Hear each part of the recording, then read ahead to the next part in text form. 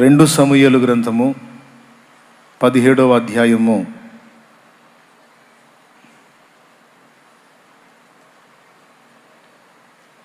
8వ వచనం నుంచి చదువుతున్నాను, చూడండి. 2 సమూయేలు గ్రంథము 17వ అధ్యాయము 8వ వచనం నుంచి చదువుతున్నాను, చూడండి జాగ్రత్తగా. నీ తండ్రియు అతని పక్షముననున్న వారును మహాబలాఢ్యులనియు అడవిలో పిల్లల్ని పోగొట్టుకొనిన ఎలుగుబంట్ల వంటి వారై రేగిన మనస్సుతో ఉన్నారనియు నీకు తెలియను. మరియు నీ తండ్రి యుద్ధమునందు ప్రవీణుడు, అతడు జనులతో కూడా బస చేయడు. అతడేదో ఒక గుహయందో మరి ఏ స్థలమందో దాగియుండును. చిన్న మాట, ప్రార్థన చేసుకుందాం. ప్రేమ కలిగిన మా మహాపరిశుద్ధ తండ్రి, ఘనుడవగు దేవా, నీకు స్తోత్రమయ్యా. గడిచినటువంటి 2 కూటములు ఆశీర్వాదకరంగా జరిగించావు. మొదటి కూటములో నీ దాసుని వాడుకొని దైవజనుడు అపోస్తలుడైన బర్నబా జీవితంలో ఎన్నో విలువైన పాఠాలు మాకు నేర్పించి మా కళ్ళు తెరిపించావు. మా ఆత్మకు ఎంతో బలం కలిగింది, మాకు కర్తవ్యం బోధపడింది, మేము ఎలా మసలుకోవాలో తెలివి వచ్చింది. నాయన, నీకు స్తోత్రాలు. రాత్రి వేళ నీవెందుకు పుట్టావో, నీ జన్మ యొక్క సార్థకత ఏమిటో, దాన్ని ఎలా సాఫల్యం చేసుకోవాలో, సమయం యొక్క విలువ ఎలా గుర్తుపట్టాలో మొదలైన సంగతులు నేర్పించావు. అనేక మంది ఆత్మల్ని రక్షణలోకి నడిపించావు. అనేక మందిని నీ కొరకు బ్రతకడానికి సిద్ధపరుచుకున్నావు, తీర్మానం చేయించావు. మరొక కూటమిలో నీ పాదాల దగ్గరికి వచ్చి నీ పాదాలు పట్టుకుంటున్నాం. నీ దాసుడు ఏదో జ్ఞానవంతుడు చెబుతాడని నీ బిడ్డలు రాలేదు, కానీ నీ దాసుని నీవు వాడుకుంటున్నావని, అతని నోట నుండి నీ వాక్కు దొరుకుతుందని మిగుల ఆశతో వచ్చారు. మేము అందరము బలహీనులమే, అయోగ్యులమే, అపాత్రులమే. నీ రక్తమును బట్టి, నీ కృపను బట్టి ధైర్యం చేసి ఈ బలిపీఠం ఎక్కటం కానీ, మాట్లాడటానికి తెగించటం కానీ నేను చేశాను. తండ్రి, నా యందు కనికరపడు. నీ బిడ్డలకి, నీ దాసులకి నువ్వేం చెప్పాలనుకున్నావో నువ్వు అనుకున్నదే చెప్పు. నా మాటలు ఏవీ రానియొద్దు. నా చిత్తమో నా తలంపులు ఏవి ఇక్కడ పని చేయొద్దు. నీ చిత్తము, నీ తలంపులే, కేవలం నీ కార్యమే జరగాలి. యథార్థ హృదయంతో ఈ ప్రార్థన చేస్తున్నాను నాయన. ఉపదేశాన్ని అడ్డగింపజూసే సైతానీయ దురాత్మ అంధకార శక్తుల ప్రభావం నజరేయుడగు యేసు నామములో బంధిస్తున్నాం. నీ కాపుదల మా చుట్టూ ఉంచు. ఎక్కడెక్కడ ప్రాంగణాల్లో బిడ్డలు ఉన్నారు అక్కడెల్లా నీ కాపుదల ఉంచు. దీనులైన నీ బిడ్డలు పరిచర్యను ప్రేమించి సమర్పించిన హృదయపూర్వక అర్పణ నీ సేవార్థమై వాడుకొని 1000 ప్రతిఫలం తిరిగి వారికి దయచేయి. కావలసిన సమృద్ధి అందులోనే మాకు విస్తారంగా వచ్చినట్లు సహాయం వచ్చాయి. పట్టబడింది కొంచెమైనా అవసరాలకు సరిపడా నువ్వు దాన్ని ఆశీర్వదిస్తావని నాకు తెలుసు. ఎంత అవసరమో అంత ఇస్తావు. నీకు కృతజ్ఞతలు. కనికరించమని, అందరినీ నీ వశంలోకి తీసుకోమని, నీ స్వరమే మాకు వినిపించమని యేసు నామమున వేడుచున్నాం తండ్రి. ఆమేన్, ఆమేన్. ప్రియులారా, కీలకమైన సమయంలోకి వచ్చాం కాబట్టి కొద్ది సమయం నీ శబ్దాన్ని పాటించి దేవుని మాటలు జాగ్రత్తగా వినాలి. ఒక మంచి అనుభవాన్ని ఈరోజు మనం నేర్చుకొని మనం ఆ అనుభవంలోకి వెళదాం. మనం చదువుకున్న ఈ వాక్య భాగంలో ఏం జరిగిందో కాస్త బైబిల్తో పరిచయం ఉన్న వారికి అర్థమవుతుంది. రాజైన దావీదు ఒక విషయంలో తేడాబడ్డ కారణం చేత తన సొంత కుమారుడు తిరుగుబాటును ఎదుర్కొని సింహాసనం వదిలిపెట్టి అడవులకు వెళ్ళిపోవాల్సిన పరిస్థితి వచ్చింది దావీదుకి. దావీదు చాలా కృప పొందుకున్నాడు దేవుని దగ్గర. దావీదు గురించి చెప్పాలి అంటే చాలా ఉన్నాయి. అతను ఇప్పుడు చదువుకున్న యుద్ధమందు ప్రవీణుడు అని. ఆయన దీర్ఘదర్శి. ప్రవక్త. దేవుని చిత్తానుసారమైన మనస్సు గలవాడని దేవుని చేతనే చెప్పబడ్డటువంటి వ్యక్తి. మంచి సంగీత వాయిద్యకారుడు, మంచి రచయిత, మంచి గాయకుడు. దావీదు రచయిత, దావీదు గాయకుడు, దావీదు యుద్ధ నైపుణ్యం కలిగిన వాడు. ఇంకా దావీదు రాజు, ప్రవక్త, దీర్ఘదర్శి. ఇలాగా దావీదుని గురించి మనం ఎన్నో చెప్పుకోవచ్చు. చాలా గొప్ప పేరున్నటువంటి వ్యక్తి ఒకానొక ఘట్టంలో శోధింపబడి బుద్ధిహీనమైన క్రియ చేసినందున కొద్ది కాలం శ్రమను ఎదుర్కొన్నాడు. ఆ శ్రమలో సొంత కొడుకే తండ్రి మీద తిరుగుబాటు చేసి తండ్రిని సింహాసన భ్రష్టుని చేసి తరిమేస్తాడు. అప్పుడు దావీదు అడవులకు వెళ్ళిపోవటం జరుగుతుంది, తనతో కూడా కొంతమందిని తీసుకొని. తరిమిన కొడుకు ఎవరో మీకు తెలుసు, అబ్షాలోము. ఈ అబ్షాలోము తనకు సలహాదారులుగా కొంతమందిని కలిగి ఉంటాడు. వాళ్ళలో ఒకడు అహీతోపెలు. వీడు దుర్బుద్ధి గల మనుషుడు, వీడు తప్పుడు సలహాలు ఇస్తూ ఉంటాడు. ఒకడేమో తన తండ్రి టైంలో ఉన్నటువంటి హూషై. ఈ ఇద్దరు మంచి సలహాదారులు. ఈ సలహాదారులో ఒకడేమో దుర్బుద్ధి కలిగిన వాడు, ఒకడేమో సద్బుద్ధి కలిగిన వాడు. బాగా వినండి, దేవుని వాక్యం బాగా వినగలిగిన వాళ్ళే ఎదుటోళ్ళకి చెప్పగలుగుతారు. వినేటప్పుడు మనం కొంచెం మత్తుగా ఉన్నామంటే ఎవరన్నా అడిగినప్పుడు చెప్పేదానికి మన దగ్గర సరుకు ఉండదు. అందరూ కలిసి ఒకసారి స్తోత్రం చెప్పండి. అందరూ ఒకళ్ళు ఒకసారి చూడండి, కొంచెం పలకరించండి. చేతులు కలపకపోయినా పలకరించండి. బాగున్నారా, బతికే ఉన్నారా, జాగ్రత్త, సజీవులేనా అని అడగండి. దేవునికి స్తోత్రం.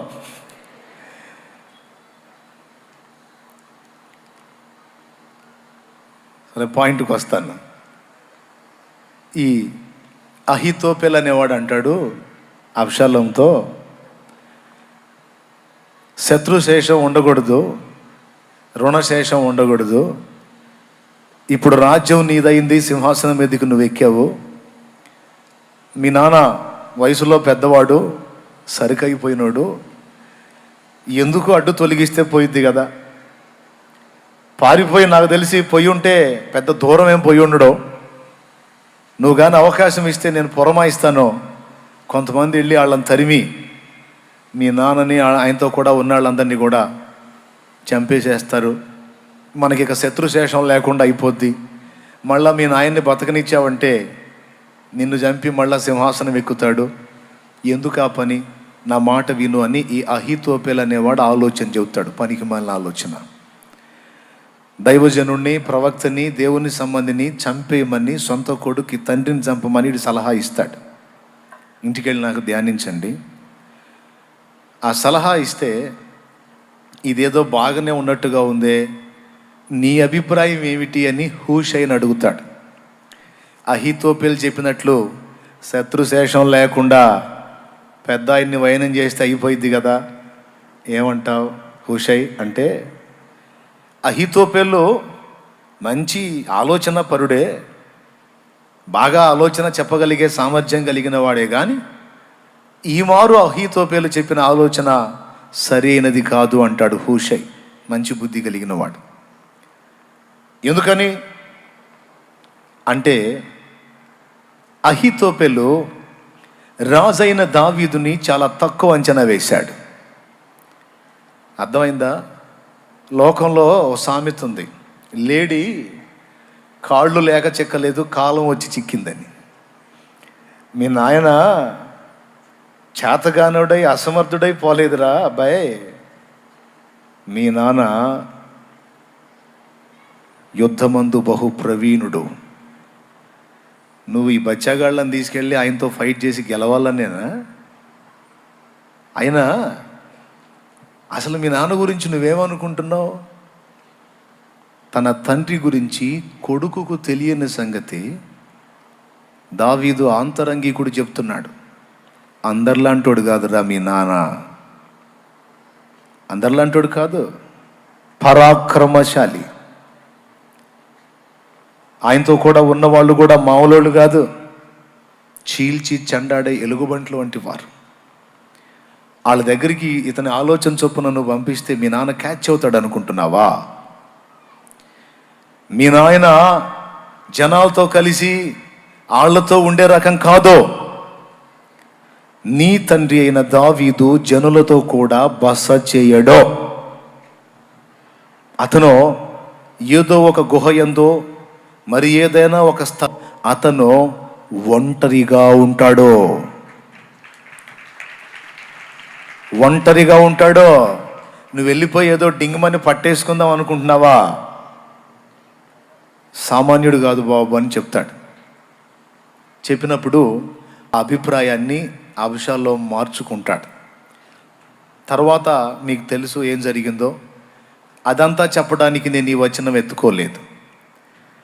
దైవజనుడు, ప్రవక్త అయినటువంటి, దీర్ఘదర్శి అయినటువంటి, కీర్తనాకారుడైనటువంటి ఒక గొప్ప రాజుగా తన తరము వారందరికీ దేవుని సంకల్పము చొప్పున సేవ జరిగించినటువంటి దావీదు అంత శ్రేష్టమైన అంతస్తుకి ఎలా ఎక్కగలిగాడు, అంత గొప్ప స్థానాన్ని దేవుని ఎదుట ఎలా పొందగలిగాడు అన్నది ఒక ప్రశ్న.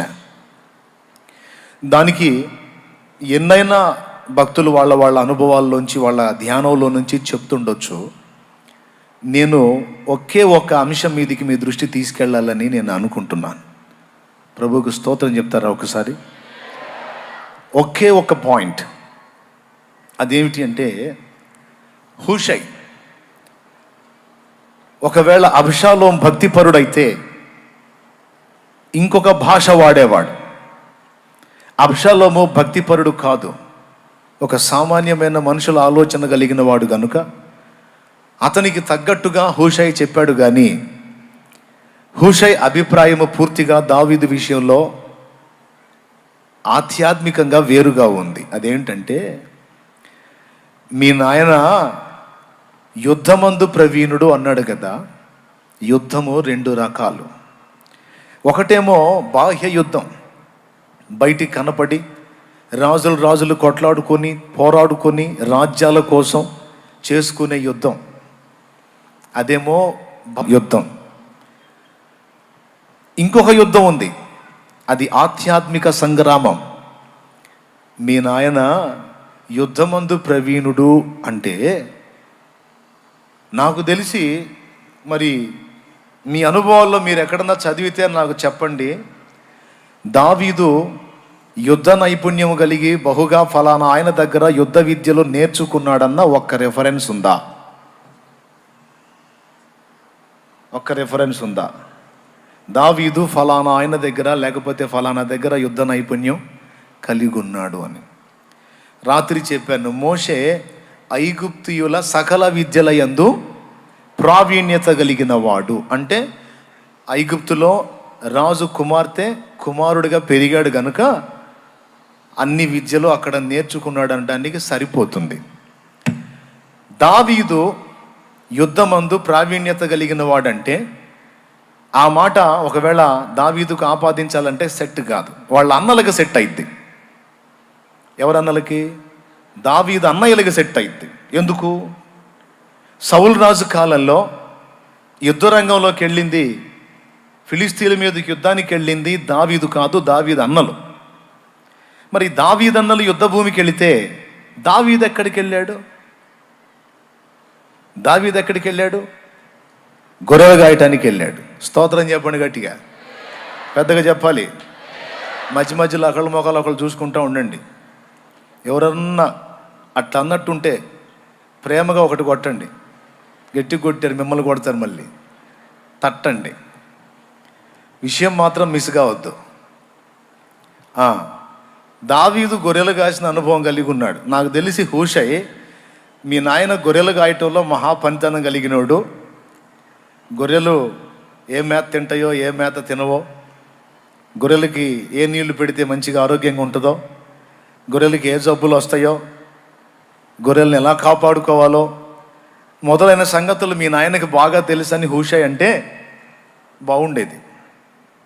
ఎందుకంటే నాకు తెలిసి దావీదు ఎక్కడ కూడా ఒక గురువు దగ్గరికి వెళ్ళి కత్తి యుద్ధం, కర్ర సాధన, బాణాలు వేయటం, ఈటలు పడవటం ఇవన్నీ నేర్చుకున్నట్టు నాకైతే కనబడలే. కానీ ఒక మాట అయితే క్లియర్గా రాసుంది, అతడు యుద్ధమందు ప్రవీణుడు అని. దేవునికి స్తోత్రం కలుగును గాక. అయితే యుద్ధమందు ప్రవీణుడైన వాడు ఏం చేస్తాడు, ఆ అనుభవం ఏంటనేది విడగొట్టి చెప్పాడు ఇక్కడ. యుద్ధమందు ప్రవీణుడు అని చెప్పి రెండో మాట ఏమన్నాడంటే, యుద్ధమందు ప్రావీణ్యత సాధించిన వాడు, సాధించాలనుకునేవాడు చేసే పని, చేయాల్సిన పని హూషై ద్వారా దేవుడు మనకి చెప్పాడు. అతడు జనులతో కూడా బస చెయ్యడు. అతడు ఒంటరితనాన్ని మెయింటైన్ చేస్తూ ఉంటాడు. అతడు ఏకాంతముగా ఉండటానికి ఎక్కువ ఇష్టపడతాడు. ఎందుకంటే అతనికి కావలసినటువంటి యుద్ధ తంత్రాలైనా, పథక రచన అయినా, ఏది చేసుకోవాలన్నా అతను మరొక వ్యక్తితో సంప్రదింపులు జరపాలి. భౌతిక యుద్ధంలో మనం గెలవాలి అంటే ఏకాంతముగా దేవుని పాదాలు పట్టుకొని ఆయనతో ఆధ్యాత్మిక సంగ్రామంలో యాకోబులాగా పెనుగులాడి పోరాడి జయం పొందాలి దేవుని దగ్గర. దేవునికి స్తోత్రం కలుగును గాక. హల్లెలూయా. నాకు తెలిసి యుద్ధమందు ప్రవీణుడు ఏం చేస్తాడు, చుట్టూ సైన్యాన్ని భద్రంగా పెట్టుకుంటాడు. ఎందుకు ఈ మాట నేను తీసుకున్నానంటే, ఆయన చెప్పిన రెండు మాటలు ఒకదానికొకటి పొంతం లేదు. మీ నాన్న యుద్ధమందు ప్రవీణుడు, చాలా వ్యూహం కలిగిన వాడు అంటే అంత ప్రవీణుడైన వాడు ముందు తన సెక్యూరిటీ జాగ్రత్తగా చూసుకుంటాడు. మిగిలిన వాళ్ళ ముందు కాస్త కూస్త జనాన్ని పెట్టినా తన చుట్టూ మాత్రం బోల్డ్ అంతమంది సైన్యాన్ని మోహరింపజేసుకుంటాడు. తెలివైన రాజు పని అది. ఎందుకంటే యుద్ధంలో రాజు పోతే అంతా అయిపోయినట్టే. కాబట్టి మిగిలిన వాళ్ళు సామాన్లు ఎంతమంది పోయినా పర్లేదు కానీ, రే నాకు సెక్యూరిటీ ఎక్కువ ఉండాలా, నాకు భద్రత ఎక్కువ ఉండాలి. మీకు కావాలంటే రాజకీయ నాయకులు చూడండి.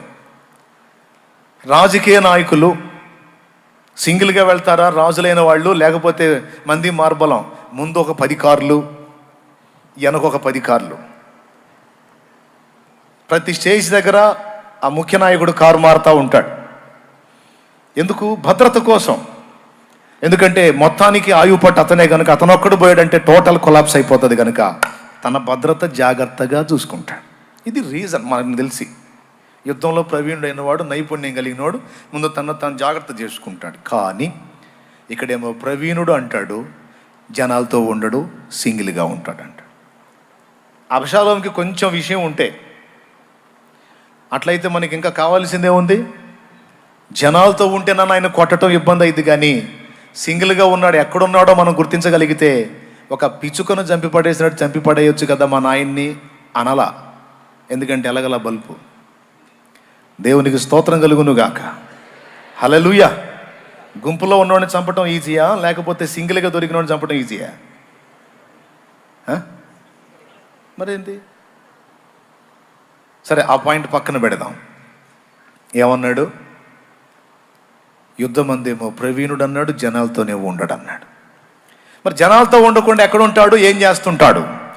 ఏదో ఒక గుహ యందు దాగి ఉండును. గుహలో ఏం చేస్తాడయా? గుహలో ఎవరుంటారు? కాపలా. గుహలో ఎవరుండరో, ఎవడి కాపలా కూడా అక్కర్లేదు ఆయనకి. ఎందుకంటే ఫస్ట్ నుంచి మీ నాన్నకు ఒక అలవాటు ఉంది అబ్షాలోము. ఏంటో తెలుసా? మందని పచ్చిక బయళ్ళలో వదిలి ఏ కొండనో గుహనో చూసుకొని అందులో దేవునితో గడుపుట వాడుక. అందులో అతడు దేవునితో సంబంధం కలిగి దేవుని ముందు కూర్చొని దేవుని గురించి మాట్లాడుకొని, దేవుని గురించి పాడుకొని, దేవుని ప్రస్తుతిస్తూ, దేవుని మహిమపరుస్తూ, పరవశిస్తూ ఆయన్ని ప్రసన్నం చేసుకోవటానికి ఎప్పుడు తన మనసు దేవుని సన్నిధిని కోరుకుంటూ ఉంటుంది. నాకు తెలుసు, మీ నాయన తంతు నాకు తెలుసు. ఏ కొంచెం ఛాన్స్ దొరికినా దేవునితో గడపటానికి ఇష్టపడేవాడు. అలాంటి అనుభవంలో, అరణ్యంలో అలాంటి అనుభవాన్ని కలిగి ఉన్నాడు కనుకనే మొత్తం ఇజ్రాయేలు మొత్తంలో, యూదా దేశం అంతటిలో ప్రవక్త అయిన సమూయేలుకి ఇశ్రాయేలు మీద రాజుగా ఉండుటకు సరైన వాడు ఎవరున్నాడు అని సమూయేలు దేవుని ముందు ప్రశ్న ఉంచినప్పుడు, నా ప్రజలకు ఇశ్రాయేలును ఏలటానికి యోగ్యుడైన వాడు ఊరిలో లేడు, అరణ్యములో కొండ గుహలో ఉన్నాడు, నాతో ఉన్నాడు, నా సాహచర్యంలో ఉన్నాడు, ప్రతినిత్యము మానక నన్ను మహిమపరుస్తాడు, నా చిత్తానుసారమైన మనస్సు కలిగిన వాడు ఆ ఒక్కడే. యెషయి కుమారులలో ఒకడన్నాడు. ఒకేసారి సమూయేలుకి పేరు చెప్పేయచ్చు. యెషయి కొడుకుల్లో ఆఖరోడు పేరు దావీదు, పోయి తైలం పోసాయి అనొచ్చు. అనలా. నీవు బెత్లెహేం వెళ్ళి యెషయి అను వాని ఇంటికి వెళ్ళి అక్కడ విచారించు, అతని కుమారులలో ఒకడిని నేను కోరుకున్నాను అని సమూయేలుని పంపించాడు. ఎందుకంటే సమూయేలుకు ఒక పాఠం నేర్పాలనుకున్నాడు. సమూయేలు సౌలును రాజుగా అభిషేకించినప్పుడు ఒక మాట అంటాడు. సౌలును చూసి మిగిలిన వాళ్ళందరి ఎత్తు, సౌలు ఎత్తు చూసి, ఆహా, యెహోవా కోరుకున్నవాడు ఎంత ఎత్తున్నాడో చూశారా అంటాడు ఆయన. అంటే దేవుని ఎంపిక మనుష్య హృదయములను బట్టా, లేకపోతే వాళ్ళ పర్సనాలిటీని బట్టా? అంటే మనుష్య హృదయమును బట్టి ఆయన ఎంపిక ఉంటుంది. రోమాపత్రిక 8వ అధ్యాయము మరి 29-30 వచనాల నుంచి మనం చదివితే, ఆయన ఎవరిని ముందుగా ఎరిగనో వారిని, ఒకసారి చూడండి, రోమాపత్రిక 8వ అధ్యాయము ఎన్నో వచనం, 29 నుంచి, తన కుమారుడు అనేక సహోదరులలో జ్యేష్ఠుడగునట్లు. చదవండి బాబా. దేవుడెవరిని ముందు ఎరిగినో వారు తన కుమారునితో సారూప్యము గలవారొకటుకు వారిని ముందుగా నిర్ణయించును. మరియు ఎవరిని ముందుగా నిర్ణయించునో వారిని పిలిచెను. ఎవరిని పిలిచినో వారి నీతిమంతులుగా తీర్చెను. ఎవరిని నీతిమంతులుగా తీర్చెనో వారిని మహిమపరిచెను. అది ఒక భక్తుడు పాడాడు, నాకు కొంచెమే వచ్చు, అది పాడతా. ఎరిగియుంటివి యెహోవా యేసుక్రీస్తు నందు నన్ను ఎరిగియుంటివి, ఎరిగియుంటివి యెహోవా యేసుక్రీస్తు నందు నన్ను ఎరిగియుంటివి. ఎప్పుడు ఎరుగున్నావు? ఎప్పుడు ఎరుగున్నావు? భూమి పునాదులు వేయకముందే, భూమి పునాదులు వేయకముందే, నక్షత్రములు చేయకముందే, భూమి పునాదులు వేయకముందే, నక్షత్రములు చేయకముందే, పితయ బ్రాహ్మణు పిలువకముందే ఎరిగియుంటివి యెహోవా యేసుక్రీస్తు నందు నన్ను ఎరిగియుంటివి. దేవునికి మహిమ. నిన్ను నన్ను ఎప్పుడు ఎరుగున్నాడో తెలుసా? భూమికి పునాదులు వేయకముందే నువ్వు నేను మనం తెలుసు ఆయనకి. కొంతమంది అనుకుంటారు వేస్ట్గా పుట్టినట్టున్నాను నేనని. పొరపాటును కూడా అనుకోవద్దు. ఎవరిని వేస్ట్గా పుట్టించాలి ఆయన. అందరినీ ముందటనే ఎరిగి కావాలనుకున్నాడు కనుకనే మనందరూ ఉనికిలోకి వచ్చాం. ఇంతమందిలో నన్ను పట్టించుకుంటాడా అనుకోవద్దు. ఎంతమంది ఉన్నా, ఇంతమంది ఉన్నా నువ్వు పర్సనల్గా ఆయనకు సీరియస్సే. నీ విషయం సీరియస్సే, ఆయనకి పట్టింపు లేకుండా ఉండడు. కాబట్టి దేవుడు మనల్ని ఎరుగును. ఇక్కడ ఏం ఎరుగును? దేహం ఎరుగునా, హృదయం ఎరుగునా? నోరు తెరిచి చెప్పండి అమ్మా. హృదయం ఎరుగును. ఇక మిగిలిన హృదయం ఎరిగితే అన్నీ ఎరిగినట్టే. కానీ శామ్యూయల్ తేడాపడ్డాడు. సౌలును దేవుడు ఎంపిక చేసినప్పుడు మిగిలిన వాళ్ళతో పోల్చి సౌలును చూసుకొని కొంపదీసి వీళ్ళందరికంటే పొడుగున్నాడని ఎంచుకున్నాడా ఏమో, అయి ఉండొచ్చు. ఆహా, యెహోవా ఏర్పరచుకున్నవాడు అందరికంటే ఎత్తున్నాడు అని అతని ఎత్తును లక్ష్య పెట్టాడు. ఈ ఎత్తుల్ని, ఈ పర్సనాలిటీల్ని, అవతారాల్ని లక్ష్య పెట్టడం అనేది పాపం సమూయేలుకు ఒక బలహీనత అయిపోయింది. మీకు తెలుసా, యెషయి ఇంటికి పోతాడు కదా, యెషయి ఇంటికి పోతే ఆ కొడుకుల్ని రమ్మంటాడు. ఫస్ట్ పెద్దోడు వస్తాడు.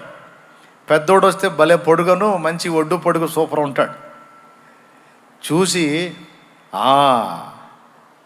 ఎత్తే, పొట్టోడేం కాదు ఎత్తే అని ఆ మొదట వచ్చిన వాడి యొక్క పర్సనాలిటీని చూసి సౌలును గుర్తు చేసుకుంటాడు. అప్పుడు కూడా దేవుడు ఏర్పరచుకున్నప్పుడు సౌలును అందరికంటే ఎత్తరనిగా చూసి ఎంచుకున్నాడు.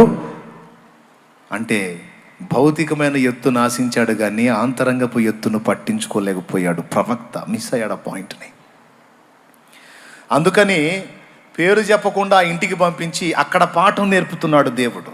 ఎవరికి? తన ప్రవక్తకు పాఠం చెప్తున్నాడు అక్కడ. ఏమన్నా తెలుసా? పిచ్చోడా, సౌలు ఎత్తు చూసి మోసపోయావు. ఇప్పుడు వచ్చేమో యెషయి పెద్ద కొడుకు వచ్చి నిలబడితే ఇతను కూడా పొడుగున్నాడులే, రాజు టీవీకి దర్పానికి తగ్గట్టున్నాడు అంటే అక్కడ దేవుడు మాట్లాడతాడు సమూయేలుతో, అతని ఎత్తునో, అతని రూపమునో, అతని ఎత్తునో లక్ష్య పెట్టకుము. మనుషులు లక్ష్య పెట్టు వాటిని యెహోవా లక్ష్య పెట్టడు. ఎవడికి కావాలి వాడి పొడుగు, ఎవడికి కావాలి వాడి ఎత్తు, ఎవడికి కావాలి వాడి లావు, ఎవడికి కావాలి వాడి పర్సనాలిటీ, నాకెందుకు? నీలో అదొక చిత్తభ్రమ వచ్చింది, అదొక బలహీనత అయిపోయింది. నేనే దాన్ని సరి చేస్తున్నాను. సమూయేలు ఇతను కాదు, పంపించేసే అన్నాడు. చివరికి అందరినీ పంపిస్తాడు. ఇంకెవరు లేరా? ఇంకొకడు ఉన్నాడు కానీ ఆడు చిన్నోడండి.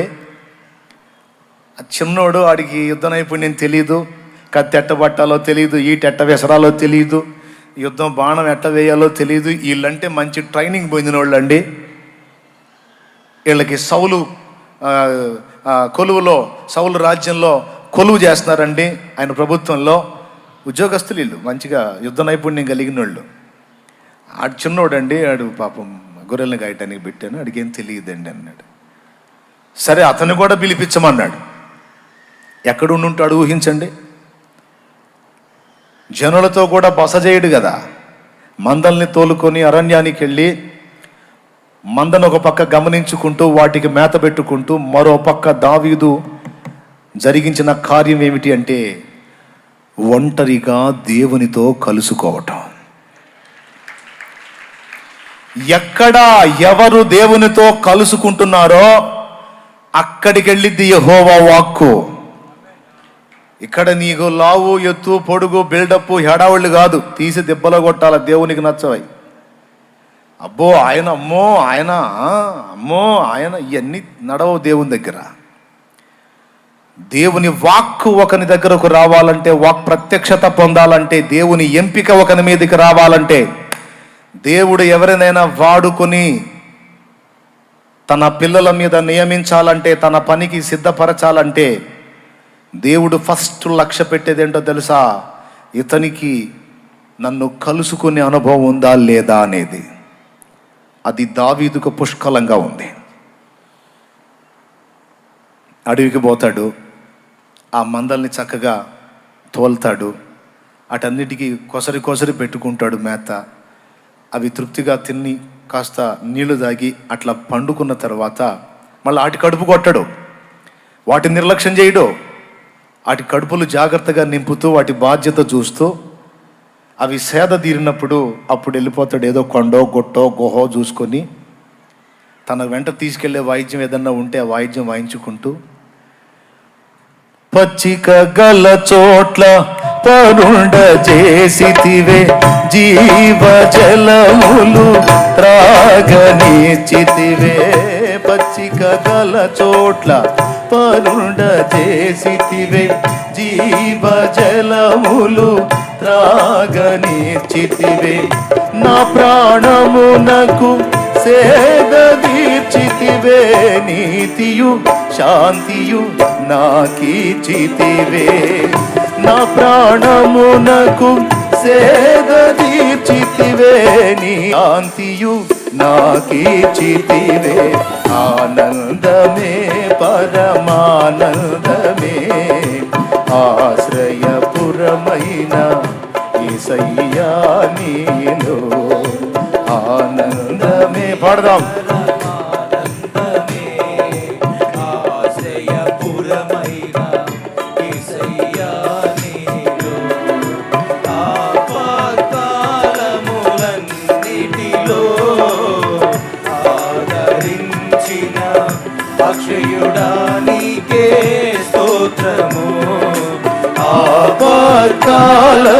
ఆపత్కాలములన్నిటిలో ఆదరించిన అక్షయుడా నీకే స్తోత్రము, ఆనందమే పరమానందమే, ఆశ్రయపురమైన యేసయ్యా నీలో. ఇలా పాడుకుంటూ ఆయన్ని మయంపరుచుకుంటూ ఆయనతో సహవాసం చేస్తూ ఆయనలో ఆనందించటం ఇతనికి వాడుక.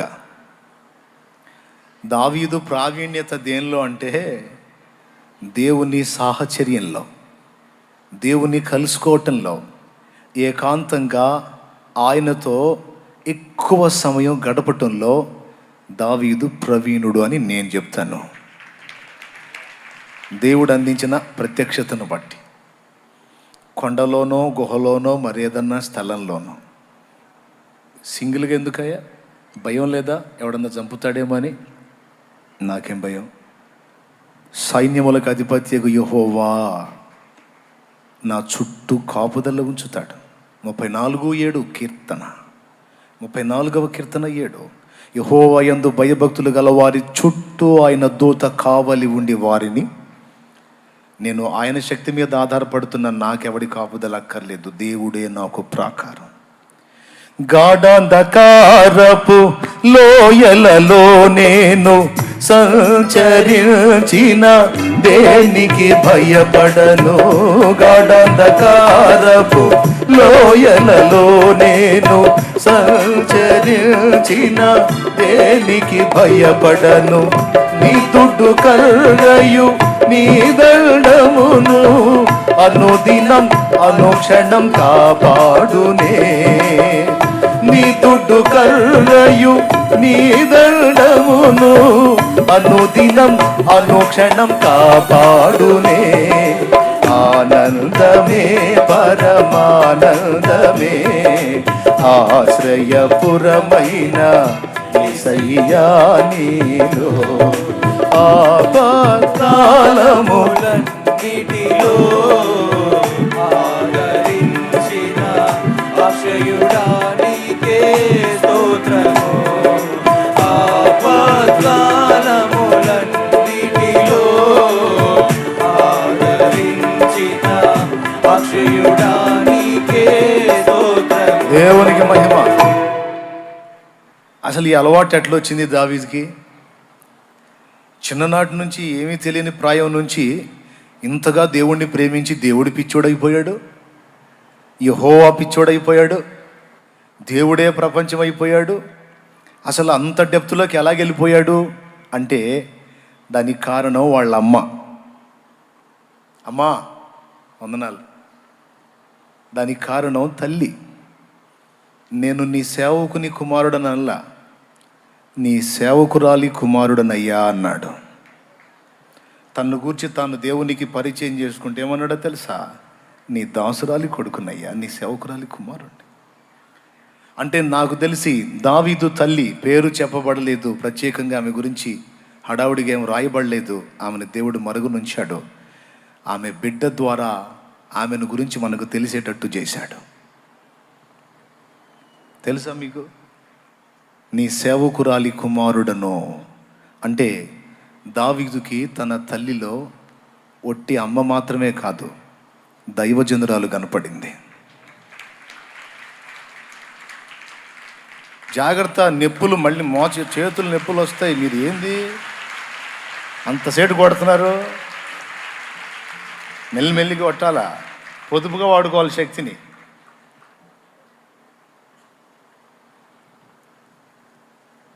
వాళ్ళ అమ్మలో సేవకురాలు కనపడింది. మరి నీలో మీ పిల్లలకి ఎవరు కనపడుతున్నారో చూసుకో. కొంపతీసి సైతాన్ని కనపడలేదు కదా.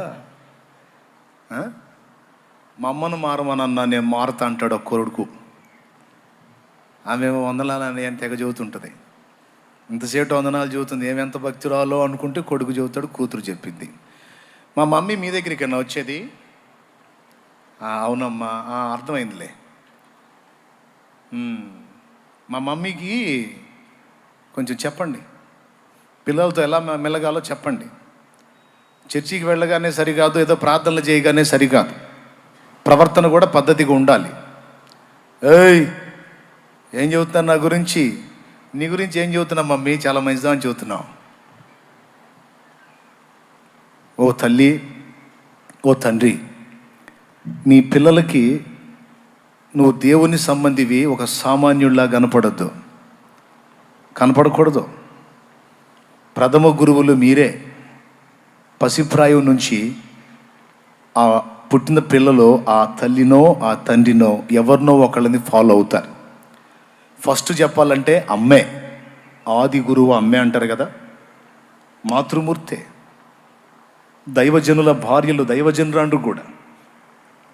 ఓ తల్లి, పిల్లలు నిన్ను అబ్జర్వ్ చేస్తూ ఉంటారు.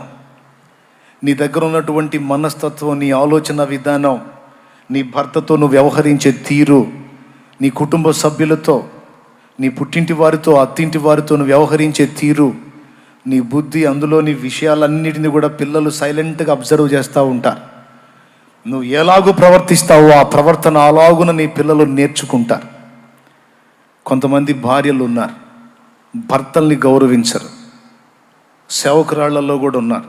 నన్ను ఏం తిట్టుకోకండి, నేను చెప్తున్నాను.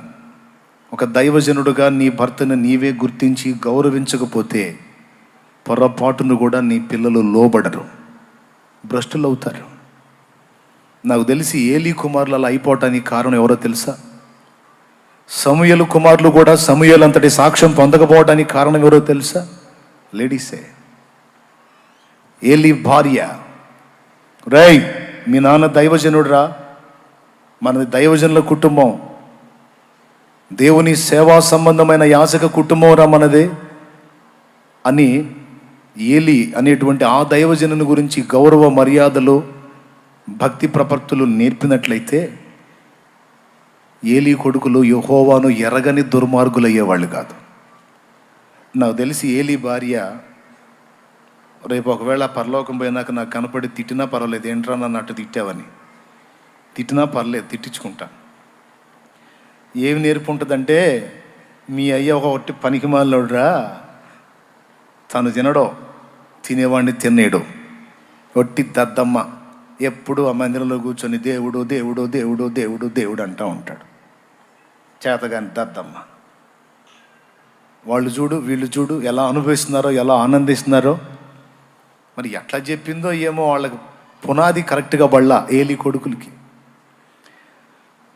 కాదురా, యాజకత్వం చేస్తున్నప్పుడు పెత్తనం చేయాలి కదా వచ్చిన వాళ్ళ మీద. అరే వాళ్ళని అసలు వాళ్ళకి భయపడతాడేంటి? శాసించాలి, కమాండ్ చేయాలి. యాజకత్వం చేస్తున్నప్పుడు మనకు హక్కులు ఉంటాయి. మాంసం మంది మన వాట మనకు రావాలి, మనకు దక్కాల్సినవి మనకు దక్కాలి. అరే అన్నీ అందుకోకుండా అన్ని దేవుడే చూసుకుంటాడు అని ఏదన్నా తెస్తాడా, తెచ్చినవి కూడా మళ్ళీ ఇంట్లో ఉంచాడు, మళ్ళీ అందరికీ పందారం చేస్తూ ఉంటాడు. అట్టి దద్దమ్మ అని. మరి ఆయన లేనప్పుడు ప్రసంగాలు చేసిందో ఏం పోవడం మరి, లేకపోతే ఆయన ముందు లైవ్లోనే పిల్లల ముందు ఆయన ముందు కలిపి ప్రసంగాలు చేసిందో ఏం సంగతో తెలియదు. కొడుకులు మాత్రం సర్వభ్రష్టులు అయిపోయారు. ఎంత భ్రష్టులు అంటే ఆ తండ్రి చావు కూడా వీళ్ళే కారణమయ్యారు. యెహోవాను ఎరుగని దుర్మార్గులు అన్నది వాక్యం. అలా దుర్మార్గులుగా తయారు చేసింది ఎవరు అంటే, దైవజనుడుగా అతను దేవుని సేవలో ఉంటే, దైవజనురాలుగా స్త్రీ ఫస్ట్ ఎక్కడ ఫలించాలో తెలుసా? తన ఇంట ఫలించాలి. దేవునికి స్తోత్రం కలుగును గాక. తన ఇంట, తన ఫస్ట్ దైవజనురాలు అనే ఆ టైటిల్ ఫస్ట్ తన ఇంట, తన పిల్లల ముందు. దావీదు తన తల్లిని గురించి పలికినట్టు, నీ పిల్లలు నిన్ను గురించి పలకగలిగే స్థితిలోనే ఉన్నావా ఓ అమ్మా? నీ సేవకురాలి సంతానమయ్యా నేను, నీ దాసురాలి కొడుకునయ్యా, నీ దాసురాలి కూతురునయ్యా. దేవుని భయం, దేవుని ప్రేమ, దేవుని మంచితనం, దేవుని వ్యక్తిత్వ సౌందర్యం నీలో నీ పిల్లలకి కనిపిస్తుందా లేదా? కనిపించే స్థితిలో నువ్వు లేకపోతే సిగ్గుపడు, మారు మనసు పొందు, పశ్చాత్తాపడు. నీలో ఏ తత్వం ఉందో చూస్తుంటారు. గయ్యాళి గంపలాగా గై గై గై గై గయమని కొట్లాడే తత్వం నీ దగ్గర ఉంటే, ఓ అమ్మకి నానంటే గౌరవం లేదు, ఓ నానంటే ఒక చెంచాగాడు అనమాట అని కొద్ది రోజుల తర్వాత ఆ పిల్లలు కూడా తండ్రిని అని తృణీకరించే అవకాశం ఉంటుంది. నీలో అసూయ బుద్ధి కనపడితే పిల్లల మైండ్లోకి అది వచ్చింది. నీలో ఈర్ష్యాద్వేషాలు కనపడితే పిల్లల తత్వంలోకి అది వచ్చేస్తుంది. నీలో పెడసరం కనపడితే పిల్లలకు అక్షరాల దిగిపోద్ది ఆ లక్షణం. నీలో పెడద్దరం కనపడితే అదే దిగిపోద్ది. చర్చికి వస్తున్నానంటే వస్తున్నాను, మాటలు వింటున్నానంటే వింటున్నాను, పాటలు పాడుతున్నానంటే పాడుతున్నాను, సందా యాత్తనానంటే యాత్తనానని అనుకోకూడదు. మీరైనా దైవజనులైనా దైవజనురాండ్రైనా, ముఖ్యంగా స్త్రీల సంగతి చెప్తున్నాను నేను. ఫస్ట్ అమ్మే గురువు అని ఎందుకు చెప్పాను తెలుసా? వాడి బాల్యం అంతా అమ్మ చేతుల్లోనే పెరిగింది. ఆఖరికి నాన్నని పరిచయం చేయాల్సింది కూడా అమ్మే. ఇదిగో వీడు మీ నాన్నరా అని అమ్మ చెబితేనే మనం నాన్నని నాన్న అంది. అమ్మ చెప్పలేదనుకో, వీడు మీ నాన్న కాదు అందనుకో, నిజంగా నాన్నైనా సరే అటు బతుకు బస్ స్టాండింగే. దేవునికి స్తోత్రం. సో తండ్రిని పరిచయం చేసే దగ్గర నుండి ఇక సమస్తాన్ని పరిచయం చేసే ఆది గురువు, ఆరంభ గురువు అమ్మ.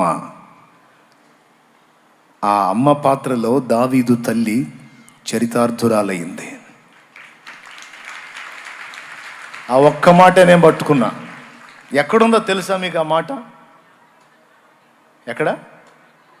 కీర్తనల గ్రంథము 116వ కీర్తనట, 16వ వచనమట. ఒక్కసారి చదువుతారా? భక్తుడైన దావీదే చదువుతాడు. ఇంతసేపా? కీర్తన గ్రంథం 116 వచనం. యెహోవా, నేను నిజముగా నీ సేవకుడను నీ సేవకురాలి కుమారుడనై ఉన్నాను. అద్దుగో. అంటే నాకు తెలిసి యెషయిలో అంత డెప్త్ కనపడలేదేవో కానీ యెషయి భార్య దావీదు తల్లిలో లోతైన ఆత్మీయత కనబడి చిన్నప్పటి నుంచి మీరు గమనిస్తే దావీదే కాదు, హన్నా 3 ఏళ్ల బిడ్డ, పాలు విడిచిన బిడ్డ, 3 ఏళ్ల బిడ్డ యెహోవా సన్నిధిలోకి తీసుకెళ్ళి, షిలోహులో ఉన్న మందిరంలోకి తీసుకెళ్ళి ఏలి ముందు నిలబడి హన్నా తన గతాన్ని చెప్పింది. ఫలానా టైంలో నేను వచ్చానండి, స్పెషల్ ప్రేయర్కి వచ్చాను, ఆ ప్రేయర్లో నేను ప్రార్థన చేసుకుంటున్నాను, ఏకాంతంగా మూలుగులతో విజ్ఞాపన చేస్తున్నాను, నా ఆత్మను ఆయన సన్నిధిని కుమ్మరించుకుంటున్నాను, మీరేమో మద్యం తాగి మూలుగుతున్నాను అనుకున్నారు, గుర్తొచ్చిందా అంటే గుర్తొచ్చింది తల్లి. ఆ రోజు నేను అన్నాను కదా నాకు దేవుడు బిడ్డనివ్వాలని, మీరు కూడా ఆశీర్వదించారు కదా, ఇదిగో వీడే ఆ బిడ్డ. ఆ రోజు నేను మీకు చెప్పిన మాట ప్రకారం ఇదిగో ఇప్పుడు వీడు పాలు విడిచిన వాడయ్యాడు. ఇది మొదలుకొని వాడు యెహోవాకు ప్రతిష్ఠితుడు అంది. ప్రతిష్ఠితుడు అంటే ఆ 3 ఏళ్ల బిడ్డకి ఏం తెలుసండి? ఈరోజు 3 ఏళ్ల బిడ్డలు చాలామంది ఉన్నారు ఇక్కడ. ఒక్కడు కూడా వాళ్ళ అమ్మ దగ్గర కుదురుగా కూర్చోడు. ఒరిజినల్ ఆదాము సరుకులాగా కనపడతారు. దేవునికి స్తోత్రం కలుగును గాక. హల్లెలూయా. ఉన్న చాటు ఉండమన్న చాటు ఉండరు కదా, ఒరిజినల్ సరుకు. వినరు, ఒక్కడు కూడా వినరు. కానీ 3 ఏళ్ల బిడ్డకి తల్లి దైవజనుడితో మాట్లాడుతుంటే అలాగూ నిలబడ్డాడు. ఇది మొదలుకొని వీడు యెహోవాకు ప్రతిష్ఠితుడండి అనగానే ఏమనుందో తెలుసా లేఖనంలో? ఒక్కసారి మీరు మళ్ళీ తీస్తే లేట్ అయింది. మొదటి సమూయేలు గ్రంథము 1వ అధ్యాయము 26వ వచనం. నా ఏలినవాడా, నా ఏలినవాని ప్రాణము తోడు నీ వద్ద నిలిచి యెహోవాకు ప్రార్థన చేసిన స్త్రీని నేనే.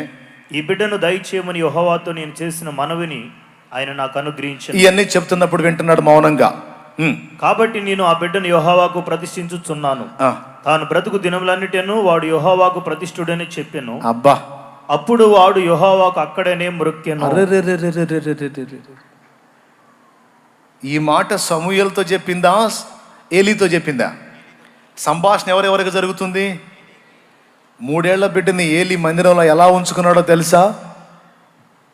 ఆ 3 ఏళ్ల ప్రాయములోనే తాను దేవునికి ఎంత కనెక్ట్ అయ్యాడో ఆ చిన్న కార్యము ద్వారా సమూయేలు చూపించాడు ఏలీకి.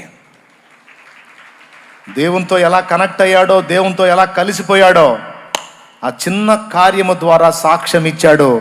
ఇక మారు మాట్లాడకుండా వదిలిపెట్టి వెళ్ళిపోమ్మా అన్నాడు. అదే మాట వినని బిడ్డనుకో అనేవాడో, లేకపోతే అక్కడ ఆ మాట్లాడుతుంటే అటుపోయి అటు తిరిగి వాటిని వీటిని లాగి కదిలిచ్చేవాడు అనుకో, ఏలి అనేవాడు, అమ్మా దేవుని కొరకే పెంచు, ఇంకొక 4-5 ఏళ్ళు నీ దగ్గర ఉంచి కాస్త నేను చెప్పింది విని అర్థం చేసుకునే స్థాయికి వచ్చి నాకు తెచ్చి వదిలిపెట్టమ్మా, అసలు ఇక పెద్దోడిని కళ్ళు సరిగ్గా కనపట్ల, వాడు దేవుని సన్నిధులన్నీ పగలు కొడతాడమ్మా, నేను ఆడుకునేది ఆడితో అనేవాడు. అలా వదిలిపెట్టి వెళ్ళిపోన్నాడు. ఎందుకో తెలుసా? వీడు యెహోవాకు ప్రతిష్ఠితుడు అని ఆ తల్లి అనగానే వెంటనే మోకాళ్ళుని దేవునికి అక్కడనే మ్రొక్కాడట. సమూయేలు, ఎలాగ నువ్వు అంత ఇదిగా ఉన్నావు నాయనా అని అడిగితే ఏం చెబుతాడు తెలుసా? నాకు ప్రారంభం నుండి మా అమ్మ నేర్పింది ఇదే, మా అమ్మ నేర్పింది అని చెబుతాడు. దావీదు ఎలాగ దేవునితో కనెక్ట్ అయ్యాడు పసిప్రాయము నుంచి అంటే తల్లి భక్తి చూసి నేర్చుకున్నాడు. తమ్ముడా, ఒకవేళ నీ భార్య భక్తిహీనురాలైతే, భక్తి తక్కువ మనిషి అయితే, పెంకె మనిషి అయితే, కొండగత్తి అయితే, పనికి మాలిన మైండ్ కలిగి ఉన్నదైతే ఆమెతో పద్దాకల వసంతాలు ఆడొద్దు. నీ పిల్లలకి తండ్రివి నువ్వే, తల్లి స్థానాన్ని కూడా నువ్వే తీసుకొని నేర్పుకో. నీ బిడ్డలకి నువ్వే నేర్పుకో నాయన, బాధపడద్దు. అరే మీ అమ్మ కూడా నాకు మీతో పాటు ఒక చిన్న పిల్లేరా అనుకొని ఆ పిల్లలకి నువ్వే నేర్పుకోనైనా. ఒకవేళ సోదరి నీ భర్త పనికి మాలినటువంటి స్థితిలో ఉంటే, ఇందాక నేను చెప్పిన దుర్లక్షణాలు కలిగి ఉంటే పక్కన పెట్టేసే, నీ పిల్లలకి నువ్వన్నా భక్తి నేర్పుకోమ్మా, బతికిపోతారు, ధన్యులవుతారు, చరిత్ర సృష్టిస్తారో. భక్తిహీనత నేర్పువాకు. సెల్ ఫోన్లు పెట్టుకొని పనికి మాలిని నువ్వు చూస్తా పిల్లలకి ఆ పనికి మాలిన అలవాట్లు చేయవాకు. కాలం మారిపోయింది. భక్తి కాదు, భక్తి స్థానంలో భక్తిహీనత ఎక్కువైపోయింది. నేడు సమాజంలో అత్యధికంగా విస్తరిస్తున్న మతం ఏదో తెలుసా? నాస్తికత్వం. దేవుడు లేడు అనే భ్రష్ట సమాజం ఎక్కువైపోతుంది. కావాలంటే లెక్కలు చూసుకోండి పోయి.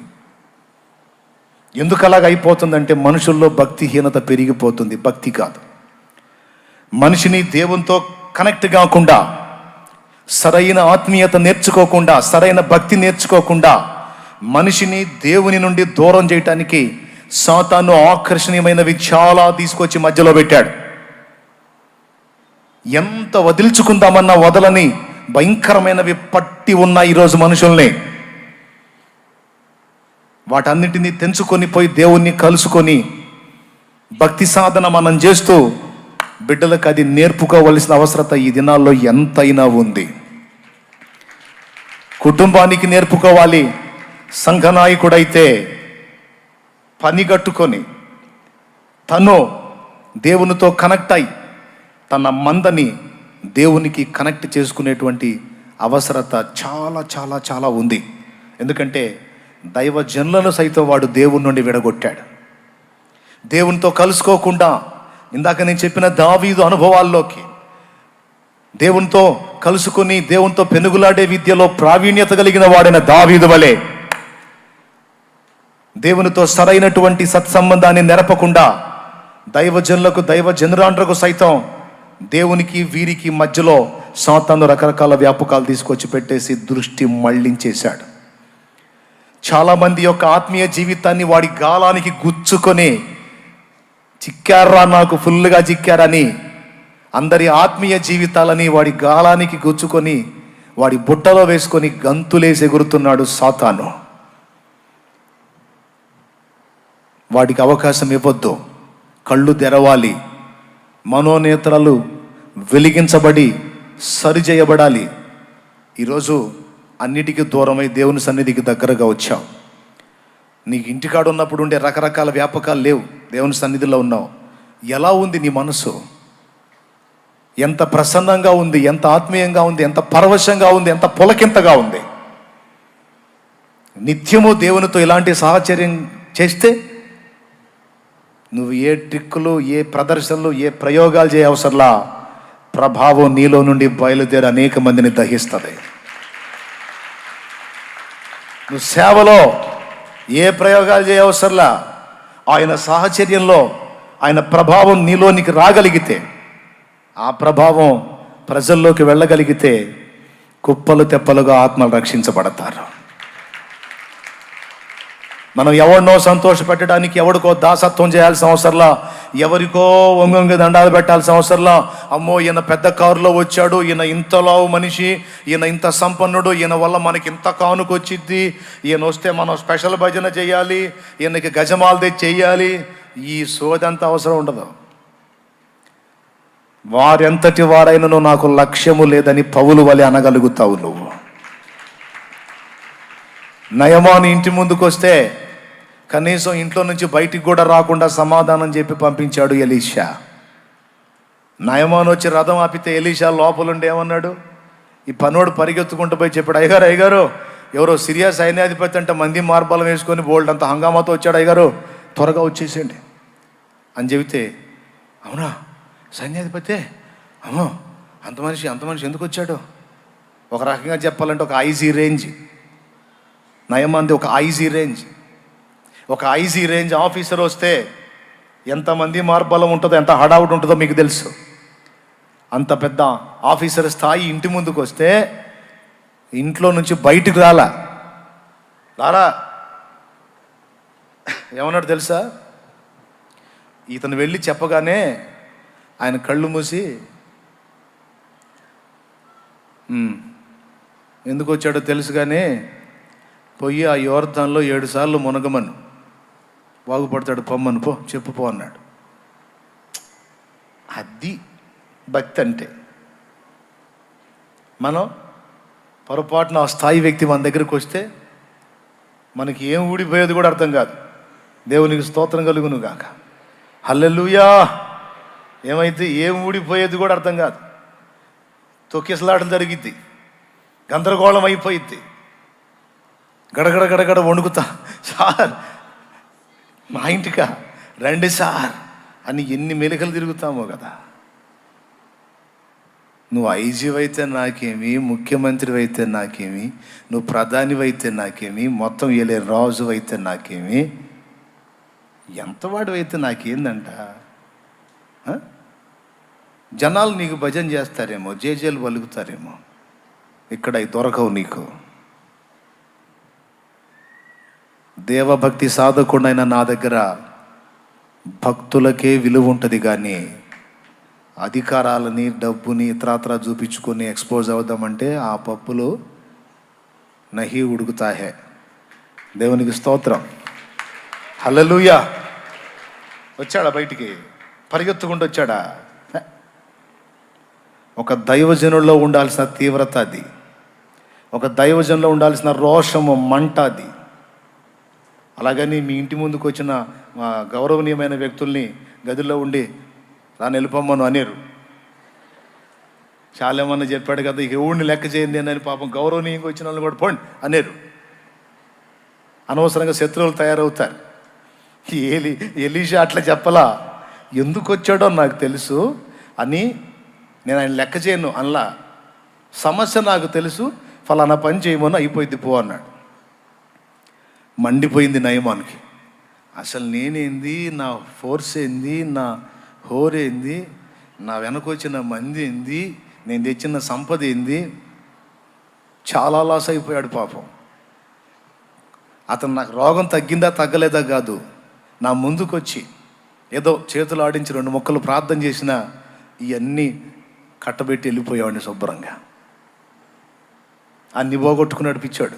తిప్పరా రథం. యోర్దాన్లో మునగాలంట, యోర్దాన్లో. మా దగ్గర లేవు నదులు, ఇంతకంటే మంచి నీళ్ళ నదులు ఉన్నాయి మా దగ్గర. ఈ మురికి నీళ్ళు మాకెందుకు, తిప్పరా తిప్ప అన్నాడు. రథం ముందుకెళ్తుంది. మెల్లగా పనోడు అన్నాడు, నాయనా నువ్వు సిరియా రాజు యొక్క సైన్యాధిపతివి, నువ్వు ఎలీషా ప్రవక్త గారికి సైన్యాధిపతివి కాదు. నువ్వు ఆయన దగ్గర వచ్చినప్పుడు పేషెంట్వి. నువ్వెవరివి? నువ్వు పేషెంట్వి. నువ్వేదో మీ రాజ్యంలో బిల్డప్ ఇచ్చినట్టు ఎక్కడ ఇస్తావేంది? నువ్వు పేషెంట్వి. ఆయన ఏం చెప్పాడు? ఆడెవడో ఆడి మొఖం నేను చూడండి పో అన్లా. అట్టంటే నువ్వు ఆవేశపడు అన్లా. నీ సమస్య పోయే మార్గం చెప్పాడు. ఇంకొకటి చెప్తే చెయ్యవా? 1 సంవత్సరం కాలం పాటు చెప్పులు లేకుండా ముళ్ళ తుప్పలో తిరగమని చెబితే తిరగవా? నీ జబ్బు పోయిద్దంటే బయటకు వచ్చి ఏం చెప్పకుండా యోర్దాన్లో 7 సార్లు మునగమన్నాడు. భక్తులు ఒక మాట చెప్పారంటే దాన్ని పాటిస్తే మనకి ఎంతైనా మంచిది నాయనా అన్నాడు. వెంటనే సల్లారిపోయాడు నయమాన్. మరి ఇంట్రా మర్యాద లేకుండా అంతేనంటావా అన్నాడు. నువ్వు పేషెంటు నాయనా, నువ్వు ఇక్కడ అధిపతివి కాదు, పేషెంట్వి. నీ మాట కూడా సబబే అనిపిస్తుంది. ఎక్కడ్రా అన్నది ఎక్కడా? అయ్యగారు ఫలానా దగ్గరండి. అవునా, తిప్పరా పద ఆడికి బా. కోపం వచ్చిందిరా. నేనేంది, నేను వచ్చేటప్పుడు నన్ను పట్టించుకోకపోయేసరికి నాకు కోపం వచ్చిందిరా. రాకూడదు అయ్యగారు కోపం. దేవుడి దగ్గర దైవజనుల దగ్గర నకరాలు చేయకూడదు అయ్యగారు, పళ్ళు రాలుతాయి. జాగ్రత్తగా ఉండాలా. దేవునికి స్తోత్రం, హల్లెలూయా. సరే నువ్వు చెప్తున్నావు కాబట్టి మునుగుతున్నా పద. పోయాడు, నదిలో మునిగాడు. ఒకసారి ఎరా అన్నాడు. 2, 3, 4, ఇంకెన్నిసార్లు రా? 7 సార్లు అయ్యారు మొత్తం. 7 సార్లు ఏమో, 5, 6, 7. 7వసారి మునిగి లెగుస్తూ ఉంటేనే ఆ ఫింగర్స్ కంట్రోల్ మారిపోయి ఓపెన్ అవటం మొదలుపెట్టినాయి. ఇలాగుండేటువంటివి ఓపెన్ అవటం మొదలుపెట్టినాయి. మారిపోయింది, కాళ్ళ పరిస్థితి మారిపోయింది, బాడీ మీద మచ్చలు మారిపోయాయి. Total change. వాక్యం చెప్పింది పసిపిల్లవాని దేహము వలె మారిపోయిందట. మొత్తం చూసుకొని అరే నాకేదో అయిందిరా. ఏదో కాదు, అవ్వాల్సిందే అయింది. మొత్తం తగ్గిపోయింది. ఒక్క మచ్చ కనపట్ల నీ బాడీ మీద. సూపర్గా ఉన్నారు, అసలు ఎంత బాగున్నారో తెలుసా అంటే అప్పుడు 2 చేతులు జోడించి ఇశ్రాయేలుల దేవుడవైన యెహోవా నీకు స్తోత్రం, హల్లెలూయా. ఎలీషా దేవా,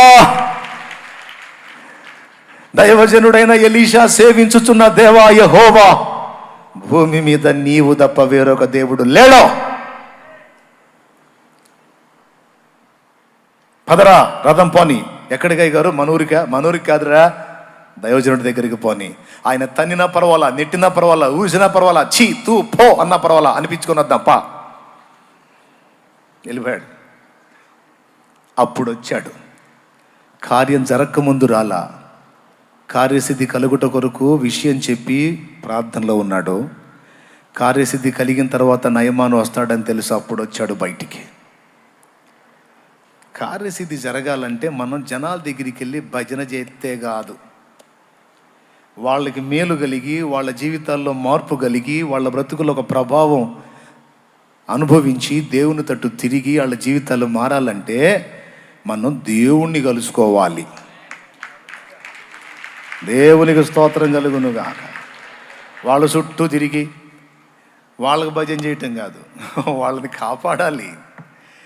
కానీ మనం దావీదు అనుభవంలోనికి రావాలి.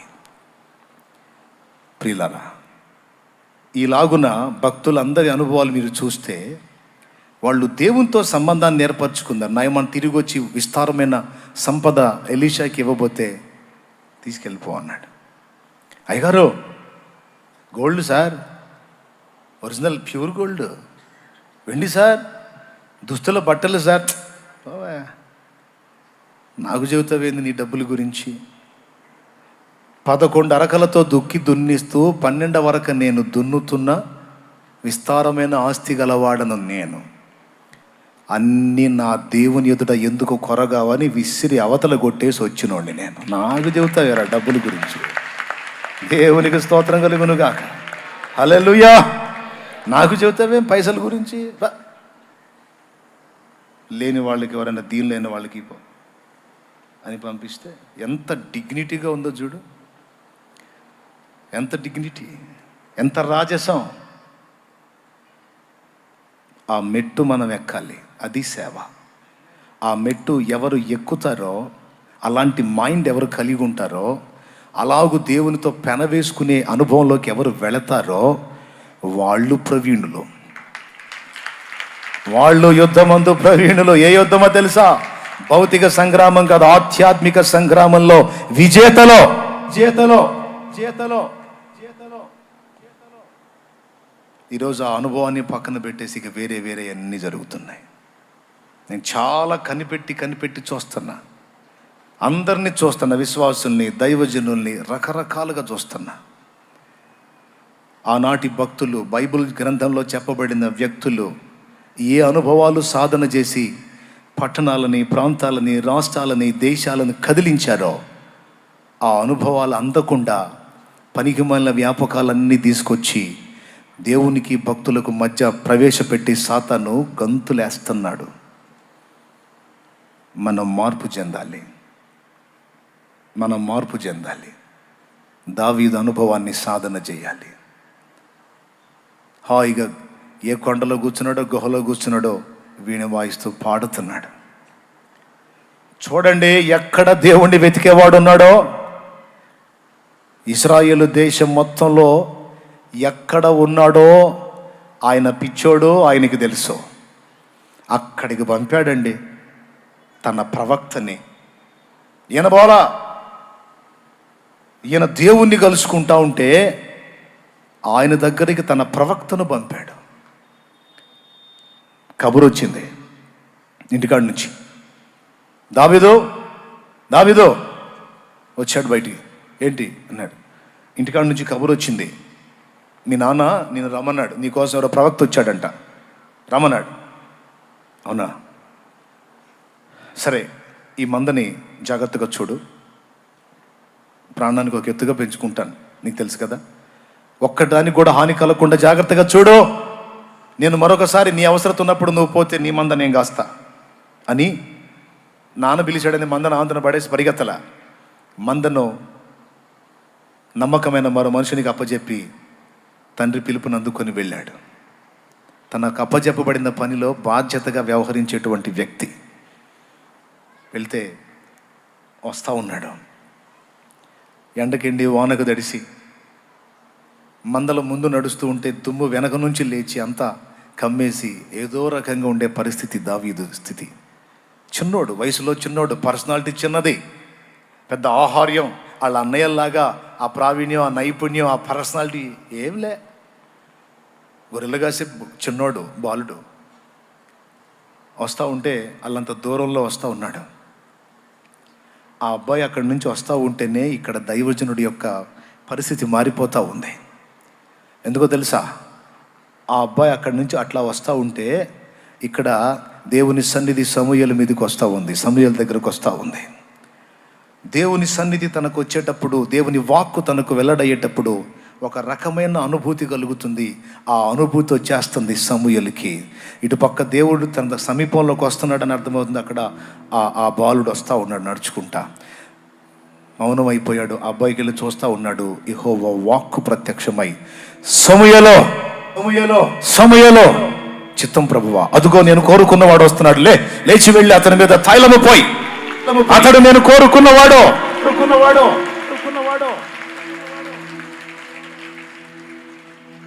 ఏమీ తెలియదు, అమాయకంగా వచ్చి నిలబడ్డాడు. పర్సనాలిటీ లేదు. చేతుల్లో గొర్రెలు కాసే కర్ర, ఈ బొడ్లో ఒడిసేలా తప్ప ఏమీ లేదు. తండ్రికి వెళ్ళి చూస్తున్నాడు, వచ్చిన దైవజనుడికి వెళ్ళి చూస్తున్నాడు. వెంటనే తైలపు కొమ్ము తీసుకుని సమూయేలు నడుచుకుంటూ వెళ్ళిపోయి, యెషయే, నీ కుమారులో యెహోవా కోరుకున్నవాడు ఇతడే, ఇశ్రాయేలు మీద ఇతడే రాజు.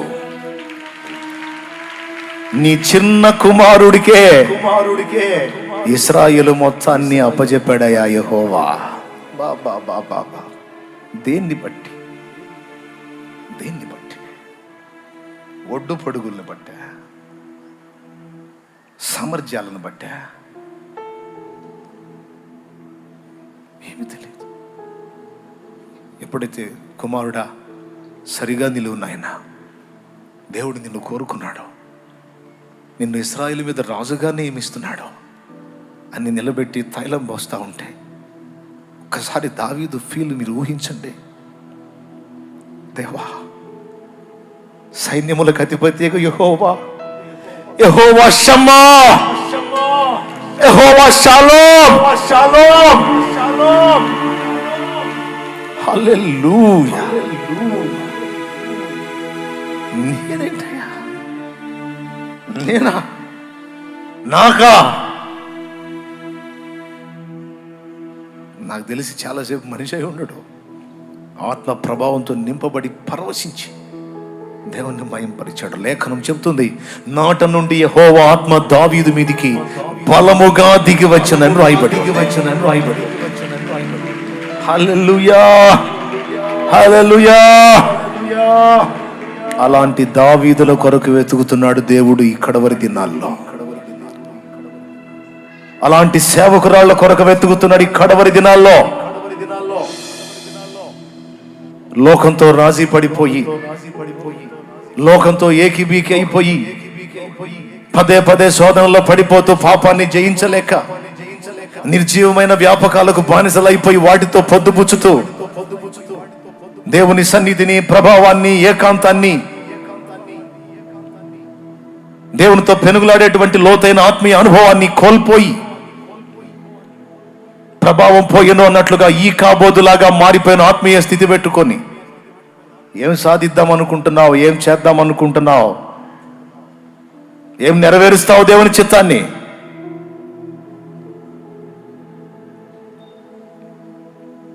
మనం మార్పు చెందాలి. ఇప్పుడు ఎలా ఉందో తెలుసా? సార్దీస్ అనుభవం లాగుంది. జీవించుచున్నావు అన్న టైటిల్ అయితే ఉంది, కానీ చచ్చిన స్థితిలో నువ్వు ఉన్నావు. నీ ఒరిజినల్ నాకు తెలుసు, నువ్వు చచ్చిన స్థితిలో ఉన్నావు. కానీ వెలి చూపులకు ఏం కనపడుతున్నావు, ఏం కనపరుస్తున్నావు తెలుసా? జీవించి ఉన్నట్టు కనపడుతున్నావు. జనాలు నిన్ను జీవించి ఉన్నావు అని నమ్ముతున్నారు, నీవైతే చచ్చిన స్థితిలో ఉన్నావు. మృత స్థితికి దిగజారావు. ఎంతకాలం ఆ స్థితిలో ఉంటావు? దేవుడు నిన్ను పిలుస్తున్నాడు. ఫిలదెల్ఫియా అనుభవంలోనికి నిన్ను తీసుకురాబోతున్నాడు దేవుడు. ఫిలదెల్ఫియా అనుభవంలోనికి నువ్వు రాగలిగితే నీ తర్వాత నీ సంఘం వస్తుంది, నీ తర్వాత అనేక మంది ప్రజలు వస్తారు. అందరూ కలిసి ఫిలదెల్ఫియా సంఘపు అనుభవంలోకి రెడీ అయితే అప్పుడు వస్తుంది రాకడ. లవోదికయ సంఘపు అనుభవంలోనో, సార్దీస్ సంఘపు అనుభవంలోనో, పెర్గము, తుయతైర అనుభవాల్లోనో ఉంటే రాదో. అలా అసంపూర్ణంగా ఉన్న పరిస్థితుల్లో ఉన్న వాళ్ళని తీసుకెళ్ళటానికి వస్తాడా? కాదు. ఫిలదెల్ఫియా అనుభవంలోనికి ప్రవేశించిన సంఘాన్ని, అలా సిద్ధపడిన సంఘాన్ని తీసుకెళ్ళటానికి రాబోతున్నాడు. ఒక నమ్మకం చెప్తాను, గట్టిగా ఒక మాట చెప్తాను. ఈరోజు మనల్ని అందరినీ దేవుడు చెయ్యి వదలలేదు, వదలడు కూడా. వదలడు. అంత్యకాలపు సంఘాన్ని మేల్కొలపటానికి దేవుడు పూనుకున్నాడు. అందుకే దావీదుల దండును సిద్ధపరచుకుంటున్నాడు దేవుడు. జనులతో కలిసి కలగా పులగమై జనుల దయా దాక్షిణ్యాల కోసం వెంపర్లాడేటువంటి వ్యక్తులు కాదు. జనులను పక్కన పెట్టి ఏకాంతముగా దేవునితో కలుసుకొని దేవుని ప్రభావం పొందుకొని యెహోవా యుద్ధములు చేసి సాతానును చిత్తుగా ఓడించి పరాక్రమముతో దేవుని ముందు నిలిచి అనేకులు నిలబట్టగలిగేటువంటి దావీదులను దేవుడు సిద్ధపరచడానికి మొదలు పెట్టాడు. తన పనిని దేవుడు ఆపుకోడు. ఖచ్చితంగా 100% దేవుడు గెలిచి తీరతాడంతే యేసు నామములో. ఈరోజు ఈ ఉపదేశం వింటున్న మీలో ఎంతమంది ఆ అనుభవంలోకి రావాలని సిద్ధపడతారో అది మీకు మీ మనస్సాక్షికి వదిలేస్తున్నాను. దైవజనులు, సేవకులు, విశ్వాసులు, సేవకురాండ్రు అందరూ కూడా మీరు ఏ స్థితిలో పడిపోయి ఉన్నారో అక్కడి నుంచి తిరిగి లేవాల్సిన అవసరం ఉంది. దీన్ని మీరు గుర్తుపట్టాలి. మృత స్థితి నుంచి నిజంగా జీవం కలిగిన అనుభవంలోనికి వెళ్ళాలి. కోల్పోయిన ఆత్మీయ అనుభవాలు తిరిగి పుంజుకోవాలి. నేను దేవుడు వదలలేదని చెప్పాను. దేని ఆధారంగా చెప్పానో తెలుసా? ప్రకటన గ్రంథము 2వ అధ్యాయము తీయొద్దు, నాకెళ్ళి చూడండి, ఇంటికెళ్ళి చదవండి, అదే ఉంటుంది. 7 సంఘాలకు లేఖలు రాశాడు. Ephesus, Smyrna, Pergamum, Thyatira, Sardis, Philadelphia, Laodicea. 7 సంఘాలు కరెక్ట్గా వచ్చినాయా? మొదటిది ఎఫెసు, రెండవది స్ముర్న, మూడవది పెర్గము, నాలుగవది తుయతైరా, ఐదవది సార్దీస్, ఆరవది ఫిలదెల్ఫియా, 7వది లవోదికయ. ఇందులో 2 సంఘాలను మెచ్చుకున్నాడు, 5 సంఘాలకి కౌన్సిలింగ్ చేశాడు. 2 సంఘాలని ప్రశంసించాడు, 5 సంఘాలకు దిద్దుబాట్లు చెప్పాడు. మరి 2 సంఘాలను అయితే బాగా ఖండించాడు. అది సార్దీస్, జీవించుచున్నావన్న పేరుంది, నువ్వు చచ్చిన స్థితిలో ఉన్నావు అనేది ఒకటి. రెండవది లవోదికయ, నీవు దరిద్రుడవై ఉండి, దిక్కుమాలినవాడు అయి ఉండి, దిగంబరుడవై ఉండి, నీ స్థితిని నువ్వు ఎరుగక నేను ధనవంతుడను, ధనవృద్ధి చేసుకుంటున్నాను, నేను అలా ఉన్నాను ఇలా ఉన్నానని చెప్పుకుంటున్నావు అని మందలించాడు. మరి తుయతైర సంఘంలో ఎజబేల్ అనే స్త్రీని నువ్వు ఉండనిచ్చుచున్నావు అన్నాడు. పెర్గములో ఇశ్రాయేలుకు ఉరియొడ్డుమని బాలాకునకు నేర్పిన బిలాము బోధన అనుసరించేవారు నీలో ఉన్నారని ఖండించాడు. ఇలా చెప్పిన దేవుడు వాళ్ళని గురించి మాట్లాడిన మాటలు చూస్తే ఇస్సిరి అవతల కొడతాడేమో అనిపిస్తుంది. కానీ ఏమన్నాడు తెలుసా? ప్రకటన గ్రంథం 2లో 7 నక్షత్రములు తన కుడి చేత పట్టుకొని 7 దీపస్తంభముల మధ్య సంచరించువాడు చెప్పు సంగతులేవనగా అని మొదలుపెట్టాడు. ఎఫెసులోనున్న సంఘపు దూతకి ఇలాగూ రాయుము అని. అందులో ఏమన్నాడు? ఇంత దరిద్రగొట్టు స్థితికి దిగజారిపోయినా ఆ నక్షత్రాన్ని తన చేత పట్టుకొనే ఉన్నాడట, వదలలేదట. దేవునికి స్తోత్రం కలుగును గాక. నిన్ను వదల్లా దేవుడు, వదలడు గాక వదలడు. నిన్ను వదల్లా. నీకు తెలుసు నీ ఆత్మీయ స్థితి ఎలా ఉందో. నువ్వు అనుకుంటుండొచ్చు నన్ను వదిలేస్తాడు దేవుడిని, కానీ వదల్లా, పట్టుకొనే ఉన్నాడు నిన్ను. హల్లెలూయా చెప్తావు ఆయనకి. పట్టుకోవటమే కాదు, సరి చేయటానికి మొదలు పెట్టాడు దేవుడు. ఒప్పుకుందామా? దేవుని ముందు దిద్దుకుందామా? సరి చేసుకుందామా? మన లోపాయికారితనపు జీవితాన్ని వదిలిపెడదామా? పనికిమాలిన పాపిష్టి లోకాన్ని వదిలిపెడదామా? మనుషుల దయా దాక్షిణ్యాల కోసం, భిక్ష కోసం వెంపర్లాడే ఆ పనికిమాలిన తనాన్ని వెళ్దామా? దేవుని పాదాల దగ్గరికి మోకాళ్ళ మీద. నీ తండ్రి యుద్ధమందు ప్రవీణుడు, జనులతో కూడా బస చేయడు. ఏ గుహ యందో ఏదో ఒక స్థలమందు దాగి ఉంటాడు, సింగిల్గా ఉంటాడు. అందరిలాంటోడు అనుకుంటున్నావా? మీ నాన్న దేవభక్తి సాధకుడ్రా, పిచ్చోడా, అంత ఈజీ అనుకుంటున్నావా? దావీదును చంపటం? చంపేస్తాడ్రా దేవుడు నిన్ను. దావీదును ముట్టి బతుకుతావురా నువ్వు? నువ్వే కాదు, ఎవడన్నా బతుకుతాడ్రా తన దాసుడైన దావీదును ముట్టి? ఒక్కసారి తేడా పడ్డాడు రా, ఒక్కసారి తేడా పడ్డాడు. ఇప్పుడు తిరిగి సరి చేసుకోవటానికి దేవునితో పెనుగులాడుకుంటున్నాడు. దేవునితో తిరిగి సంబంధాన్ని ఏర్పరచుకోవటానికి మొదలు పెట్టాడురా. దావీదుని ఎదుర్కోవటానికి ట్రై చేస్తున్నావా? సింహపు గుండె వంటి గుండె గలవాడురా మీ నాయన. ఏమనుకుంటున్నారా మీ నాయన గురించి? అబ్షాలోమా, ఒరే అహీతోపెలో, నీకు సావు మూడిందిరా. నువ్వేమనుకుంటున్నావురా? దావీదు ఏం తెలుసురా నీకు? ఎంత అద్భుతమైన మాట. నిన్ను అలాంటి పరాక్రమశాలిగా దేవుడు చేయాలనుకుంటున్నాడు. అలాంటి ప్రభావంతో నిన్ను నింపాలనుకుంటున్నాడు. నా శక్తి నీవు పొందినట్లు రా, గుహలోకి రమ్మని దేవుడు పిలుస్తున్నాడు. రా, నాతో ఒంటరిగా కలవమని దేవుడు మాట్లాడుతున్నాడు. రా, నాతో పెనవేసుకోమని దేవుడు పిలుస్తున్నాడు. రా, నాతో గడపమని దేవుడు ఆహ్వానిస్తున్నాడు. వదుల పనికి మాలిన లోకాన్ని వదిలిపెట్టమని దేవుడు పిలుస్తున్నాడు. రా,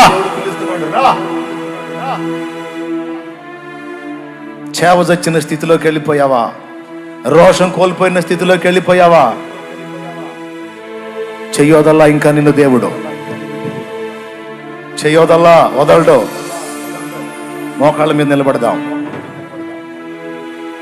దైవ జనాంగంతో సహా ఓపికన్న వాళ్ళు, ఆరోగ్యం బాగున్న అంతా మోకాళ్ళ మీదకి వచ్చేద్దాం ప్లీజ్.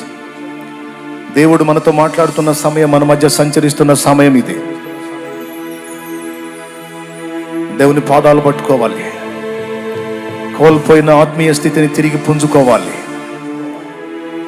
దేవునితో సహవాసంలో, సహజీవనంలో శక్తితో నింపబడాలి.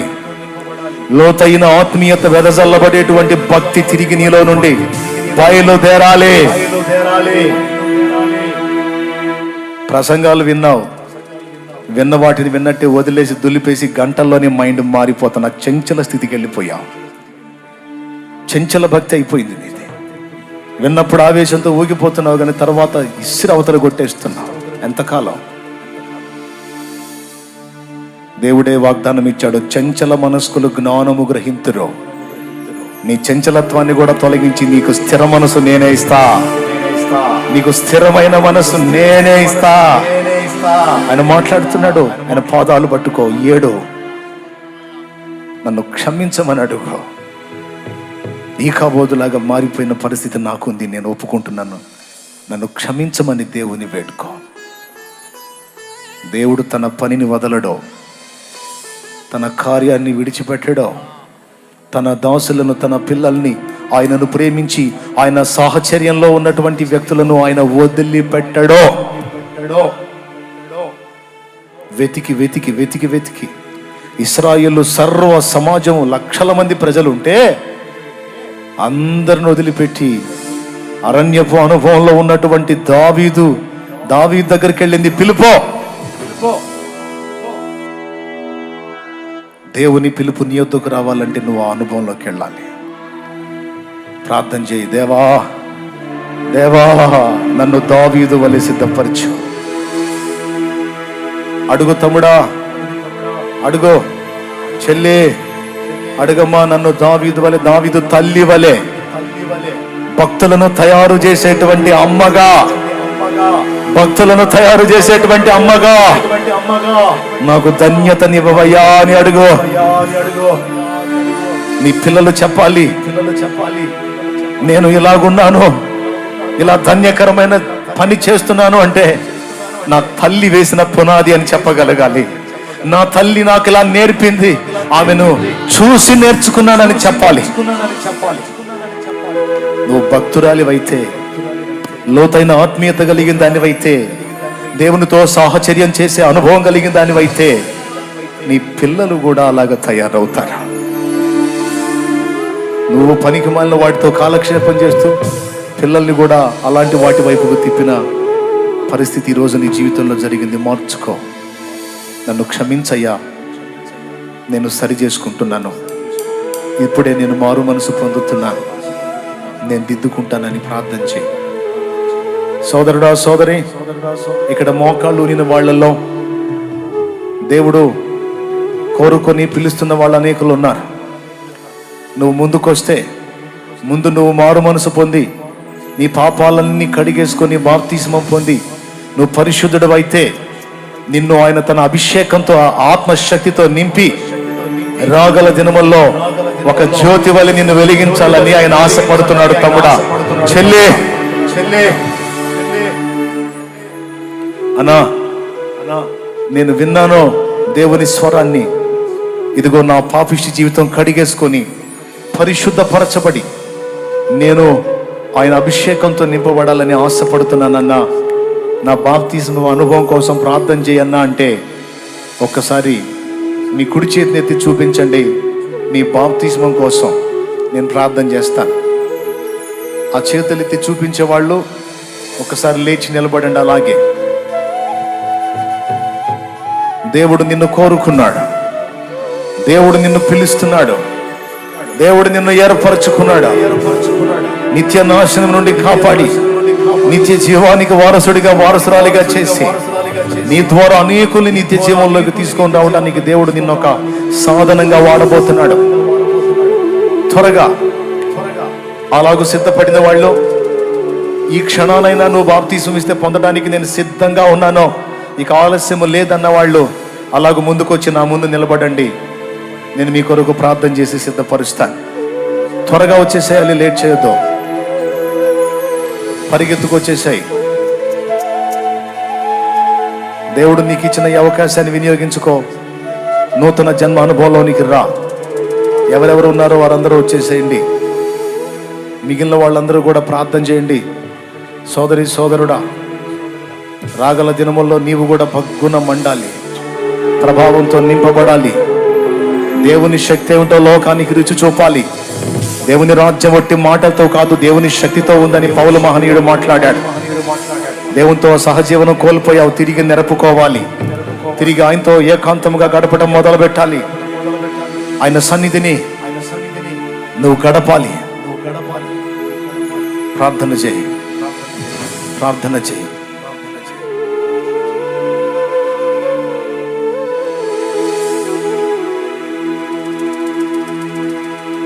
నా శత్రువులా ఎదుటే నీవు నాకు విందును సిద్ధము చేశావు. వచ్చేవాళ్ళు వస్తా ఉంటారు, వాళ్ళని రానివ్వండి. నా శత్రువులా ఎదుటే నీవు నాకు విందును సిద్ధము చేశావు. నా శత్రువులా ఎదుటే నీవు నాకు విందును సిద్ధము చేశావు. నీతో నేను నీ మందిరములో నివాసము చేసెద చిరకాలము. నీతో నేను నీ మందిరములో నివాసము చేసెద చిరకాలము. ఆనందమే పరమానందమే ఆశ్రయపురమైన యేసయ్యా నీలో.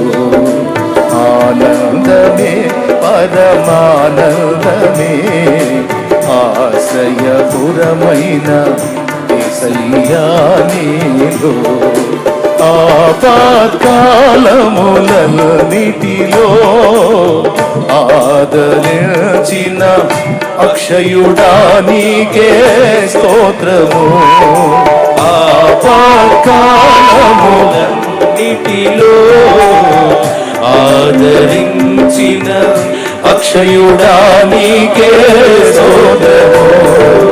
ఆనందమే పరమానందమే ఆశ్రయపురమైన యేసయ్యా నీలో. ఆనందమే పరమానందమే ఆశ్రయపురమైన యేసయ్యా నీలో. త్వరగా వచ్చేయాలి.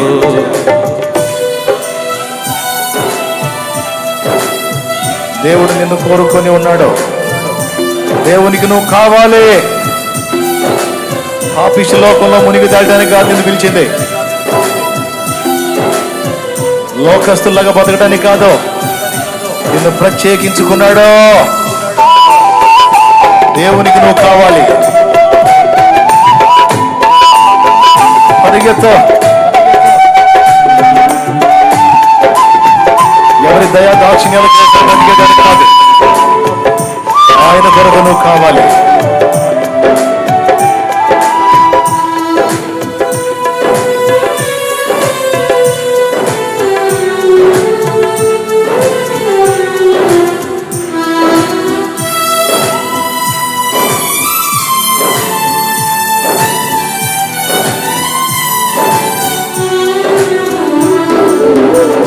గాఢంధకారపు లోయలలో నేను సంచరించిన దేనికి భయపడను.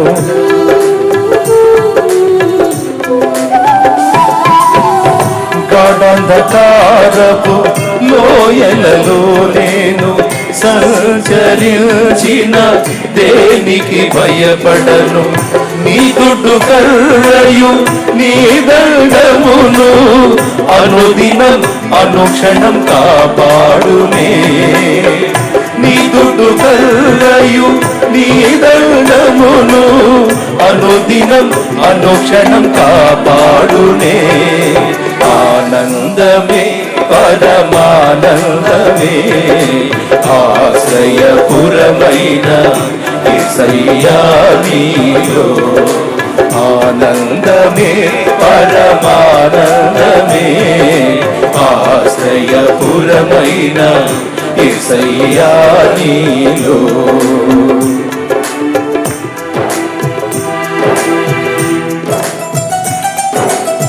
ఇంకెవరన్నా వస్తున్నారా? దూరం ఉంది, అందుకని చిన్నగా నడుచుకుంటూ వస్తున్నారు. ఇంకెవరైనా వచ్చేవాళ్ళు త్వరగా వచ్చేసేయాలి.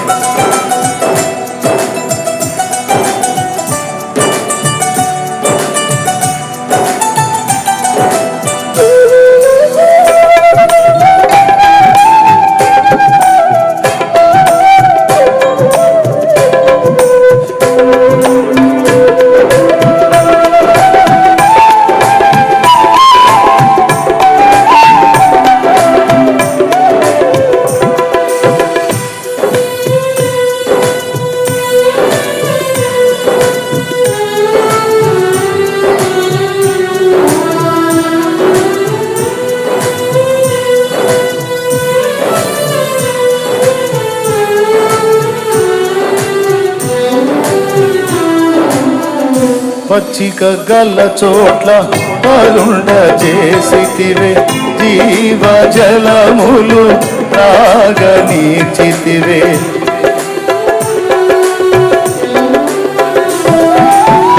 పచ్చిక గల్ల చోట పరుండ చేసితివే. జీవ జలములు త్రాగనీచితివే. నా ప్రాణమునకు సేద తీర్చితివే. నీతియు శాంతియు నాకీచితివే.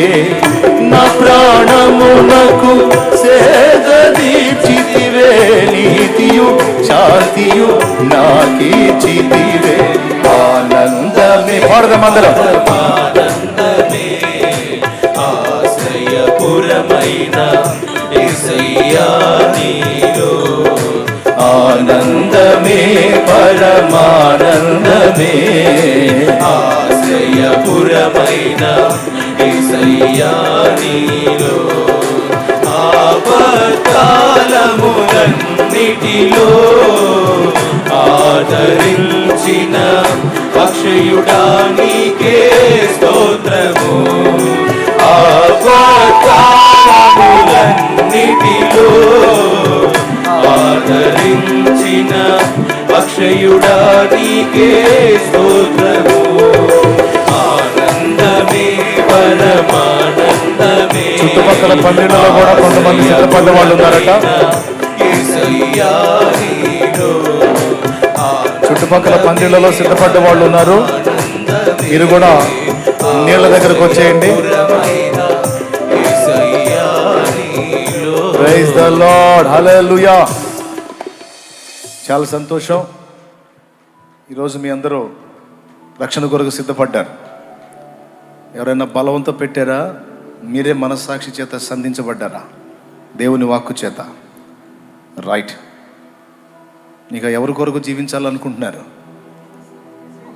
ఎవరి ఆలోచనతో బతకాలనుకుంటున్నారు? ఏం చేశాడు యేసయ్య మీకోసం? ప్రాణం పెట్టాడా? చనిపోయేంతనాడు, తిరిగి లేచాడా? ఎన్నో రోజు? నిజమైన దేవుడు ఎవరో? ఆయన మీ ప్రభువా? మీ సొంత రక్షకుడా? ఆయనతోనే ఇక జీవితం. Praise the Lord. హృదయపూర్వకంగా ఆలోచించే ముందుకు వచ్చావుగా? ఆవేశంతో వచ్చావా? రైట్. అట్లయితే మీకు ఇప్పుడే బాప్తీసం ఇవ్వడం జరుగుతుంది. ఈ మార్గం గుండా నీళ్ళ దగ్గరికి వెళ్ళిపోండి. మంచి నిర్ణయం తీసుకున్నారు. మీ జీవితంలో మీరు తీసుకున్న అద్భుత నిర్ణయం. ఇప్పుడు మీరు తీసుకున్నటువంటి నిర్ణయాన్ని బట్టి దీని విలువ మీకు నిత్యత్వం అంతా ఉంటుంది.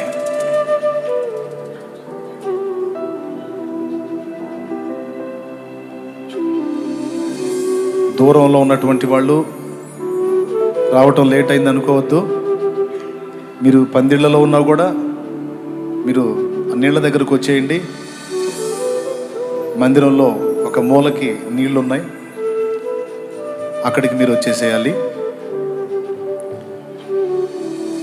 త్వరగా మీరు ఎక్కడున్నా పరిగెత్తండి. దేవుడు నిన్ను కోరుకొని, నిన్ను ప్రేమించి నీ కోసం ఏర్పాటు చేసిన కూటాలు ఇవి. ఎన్ని ప్రతికూల పరిస్థితుల్లో, ఎన్ని పోరాటాల నడుమ ఏర్పాటు చేశాడో తెలుసా? కొంతమందిని రక్షించడం కోసం మాత్రమే కాదు, అనేక మందిని దేవుని కొరకు సిద్ధపరచుకోవడానికి. ఒక దావీదు కాదు, ఒక దావీదుల సమూహాన్ని దేవుడు రెడీ చేయడానికి పూనుకున్నాడు. దైవజనుల సేవ కూడా గొప్పగా మండించబోతున్నాడు దేవుడు. గ్రామాలు, పట్టణాలు, ప్రాంతాలు ప్రభావితం కాబోతున్నాయి దేవుని వాక్కు చేత, దేవుని శక్తి చేత. దేవుని స్పర్శ పొందబోతున్నాయి. అలా జరిగితేనే రాకడకు అంత రెడీ అయ్యేది. అలా జరగకపోతే రాకడకు ఏది రెడీ కానట్టు. మరి ఇంకా టైం దగ్గరకు వచ్చినప్పుడు ఎట్లా ఊరుకుంటాడో? రేపట మొదలు పెట్టాడు దేవుడు. ఎష్టాయేలుకును జొర్యాకును మధ్యనున్న మహానిదానులో సంసోనును రేపుటకు యెహోవా ఆత్మ మొదలు పెట్టినట్లుగా దేవుని ఆత్మ తన పిల్లల్ని, తన అభిషిక్తుల్ని, తను ఎంచుకున్న పాత్రల్ని రేపట మొదలు పెట్టాడు. ఇది ఆపటం ఎవరి తరం కాదు.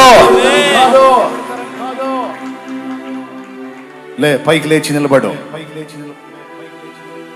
నీ సేవా పరిచర్యలో వెనకంజలో ఉన్నటువంటి పరిస్థితి నుంచి కూడా విడుదల పొందబోతున్నా.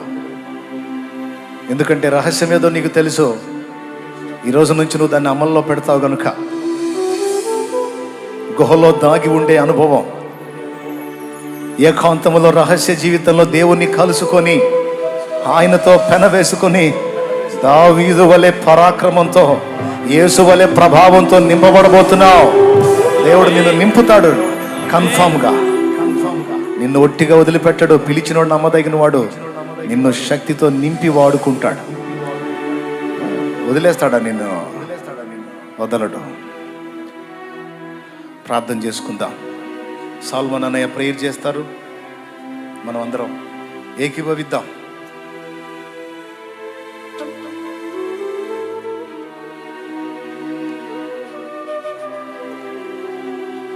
ప్రేమగల మా తండ్రి, ఈ కూడికలను మా జీవితంలో ఆశీర్వాదకరంగా మలుస్తున్నారు. అంతరంగములో మీ లేఖనాల ద్వారా మమ్మలను రేకెత్తిస్తున్నందుకు వందనాలు. ఈరోజు మీ సేవకుని మా మధ్యలో నిలవబెట్టి మీరు మా జీవితములతో మాట్లాడిన అమూల్యమైన మాటలను బట్టి మనసారా కృతజ్ఞతలు చెల్లిస్తున్నాము. మీ వాక్యము ద్వారా మీరు మాట్లాడుతుంటే దైవజనులముగా, విశ్వాసులముగా ఎంత సమయాన్ని పోగొట్టుకున్నామయ్యా. మనుషుల మాటల కొరకు, మనుషుల మెప్పుల కొరకు, మనుషుల అడుగులు వచ్చడానికి మనుషుల మాటల కొరకు తప్పించే పరిస్థితులన్నిటినీ జ్ఞాపకము చేస్తూ ఒంటరిగా గుహలో నీతో చేసే సహవాసానికి, ఆ సత్సంబంధములోనికి, ఆ మాధుర్యములోనికి మరొకసారి మమ్మలను పురికొల్పినందుకు వందనాలు. ఇదిగో ఈ మధ్యాహ్నము మొదలైనటువంటి ఈ ఉజ్జీవము రగిలించబడి మీ సేవకుడు మాట్లాడినట్టుగా రహస్య జీవితంలో గుహల్లో మొదలైనటువంటి ఆ సత్సంబంధం యొక్క ఫలమును, అనుభవాలను పరిచర్యలో మేము చూడబోతున్నందుకు వందనాలు. మా ప్రాంతాల్లో, మా వ్యక్తిగత జీవితాల్లో, మా కుటుంబాల్లో, మా జిల్లాల్లో, మా పరిస్థితుల్లో, మా రాష్ట్రంలో, మా దేశంలో, ప్రపంచ దేశాలు రాజా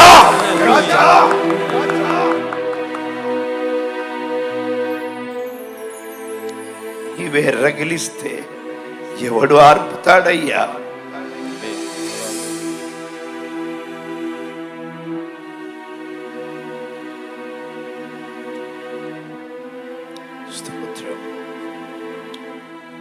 ఇదిగో మీ నామ మహిమ కొరకు మీరు పిలుచుకున్న ఆత్మలను బట్టి వందనాలు. కొన్ని క్షణాల్లో బాప్టిజం ట్యాంక్లో మీ నామం బాప్తిస్మం ఇవ్వబోతుండగా మీ సేవకులముగా నీళ్ళల్లో బాప్తిస్మం ఇస్తాము. మీరు పరిశుద్ధాత్మతో, అగ్నితోను బాప్తిజం ఇచ్చి ప్రభుడు, ఈరోజు మీ వాక్యము ద్వారా వారు విని ఉన్నారు కనుక బాప్తిస్మం మాత్రమే కాదు, ఇదిగో వారిని కూడా మీరు రేకెత్తింపజేసి మీరు వాడుకోబోతున్నందుకు వందనాలు. సాయంకాలం కూడికల కొరకు కూడా అడుగుతున్నాము, మాట్లాడండి అయ్యా. మేము మాట్లాడి మాట్లాడి మాట్లాడి అలసిపోయాము. మీరు మాట్లాడితే వినాలనుకుంటున్నాము.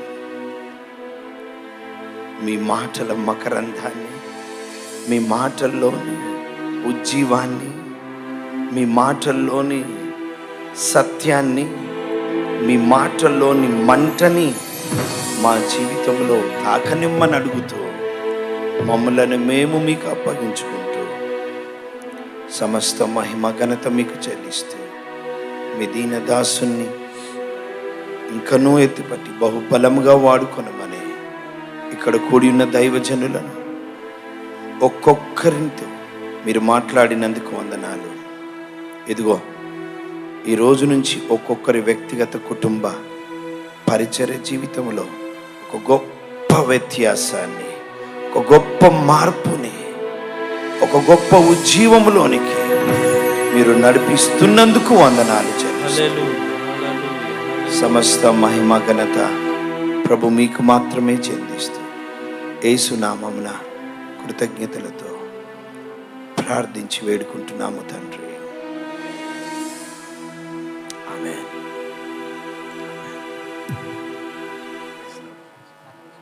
దేవుని గొప్ప నామానికి మహిమ కలుగును గాక. హల్లెలూయా. ఈరోజు మీరు విన్నారు. సమయం ఇక ఎక్కువ లేదు కాబట్టి నేను ముగించాను, లేకపోతే చాలా తీవ్రత ఉంది నా ఆంతర్యంలో. సో అదంతా చెప్పేదానికి సమయం లేదు. టూకీగా ఒక్క పాయింట్ తీసుకున్నాను. ఇక బైబిల్లో మీరు పరిశీలిస్తే యాకోబు ఆశీర్వదించబడ్డప్పుడు అక్కడ యాకోబు ఒంటరిగా మిగిలిపోయెను అని ఉంటుంది. ఒంటరిగా మిగిలి దేవునితో పెనుగులాడినప్పుడు యాకోబు నిజమైన ఆశీర్వాదం పొంది ఇశ్రాయేలు అనే టైటిల్ పొందాడు. అక్కడ అనుభవాన్ని మీరు గుర్తుపట్టవచ్చు. తరువాత ఊళ్ళో శాస్త్రులు, పరిసయ్యులు, సద్దూకయ్యులు ఎంతమంది ఉన్నా అరణ్యములో ఉన్న యోహాన్ దగ్గరికి యెహోవా వాక్యం వచ్చింది. దేవునితో ఒంటరిగా ఉన్న వాని దగ్గరకు వచ్చింది వాక్కు. అరణ్యములో ఉన్న యోహాను యొద్దకు దేవుని వాక్యము వచ్చెను అని ఉంది. అలాగే అరణ్యపు అనుభవంలోకి వెళ్ళినప్పుడే యేసయ్య ఆత్మయందు బలము పొంది ప్రజల మధ్యలోకి వచ్చాడని రాయబడి ఉంది. అంతేకాదు అపోస్తల కార్యం 1వ అధ్యాయంలోనే మనం చూస్తే పైనుండి నేను మీ మీదికి పంపే శక్తి పొందక మునుపు మీరు యెరూషలేమును విడిచిపెట్టి వెళ్ళొద్దు అన్నాడు. మరి ఎప్పుడు వెళ్ళమన్నాడు? నేను శక్తితో, నా ప్రభావంతో, నా ఆత్మతో మిమ్మల్ని నింపుతాను, అప్పుడు వెళ్ళండి, అప్పుడు మీరు అనేక మందిని గెలవగలుగుతారన్నాడు. ఈరోజు దేవుని దగ్గర అలా గడిపి ఒరిజినల్గా ఆయన ప్రభావంతో నింపబడి ఒరిజినల్గా ఆ ప్రభావాన్ని లోకానికి రుచి చూపించి ఆత్మల్ని గెలిచే పరిస్థితి ఎక్కడుంది? మనం తిరిగి సరి చేసుకొని ఆ ఒరిజినాలిటీలోకి రావాలి. నీకు లేఖనాలు ఎన్ని సపోర్ట్ చేస్తాయో ఇప్పుడు నేను చెప్పిన ఈ అంశానికి చాలా లేఖనాలు అదే నీకు సపోర్ట్ చేస్తూ ఉంటాయి. ఉన్న రహస్యం అంతా నా దగ్గరే ఉంది, నన్ను పక్కన పెట్టి మిగిలిన చెత్త అంతా వెతుకుతున్నావు నువ్వు, నా పాదముల దగ్గర కూర్చో, నా సాహచర్యంలో కూర్చో, నేనేం చేస్తానో చూడు నువ్వు అంటున్నాడు ఆయన. దయచేసి ఇది గుర్తించి అందరూ సేవకులు, విశ్వాసులు, పరిచారకులు, ఇది టైం. సాయంత్రం కూటం వరకు మధ్యలో గ్యాప్ ఉంది, చుట్టూ పందిళ్ళు ఉన్నాయి, మందిరం ఉంది, అక్కడ పందిళ్ళు ఉన్నాయి. ఎక్కడ కూర్చొని ఏడుస్తావో నాకు తెలియదు, ఎక్కడ కూర్చొని దేవుణ్ణి కలుసుకుంటావో నాకు తెలియదు, ఎక్కడ కూర్చొని దేవునితో మాట్లాడతావో నాకు తెలియదు. లేకపోతే దగ్గరలో మా ఇల్లు ఉందంటే నీ ఇంట్లోకి వెళ్ళి తలుపేసుకొని నువ్వు గదిలో ఏడుస్తావో నాకు తెలియదు. కానీ ఈ కూటాలలో నువ్వు తిరిగి దేవుణ్ణి కలుసుకోవాలి, బలంగా దేవునితో పెనవేసుకోవాలి. ఆ ప్రభావం ఇక లోకంలోనికి వెళ్ళి లోకస్తులు దేవుని వైపు త్రిప్పబడాలి. ఇది టైం, ఇది రైట్ టైం, సరైన టైం, ఇది అనుకూలమైన టైం. మీరందరూ ఈ విషయాన్ని అర్థం చేసుకొని తిరిగి దేవునితో సత్సంబంధాన్ని ఏర్పరచుకోవడానికి జాగ్రత్త పడతారని నేను చెప్తున్నా. నాకు దేవుడిచ్చిన ఈ పరిచర్య రహస్యం ఏంటో తెలుసా?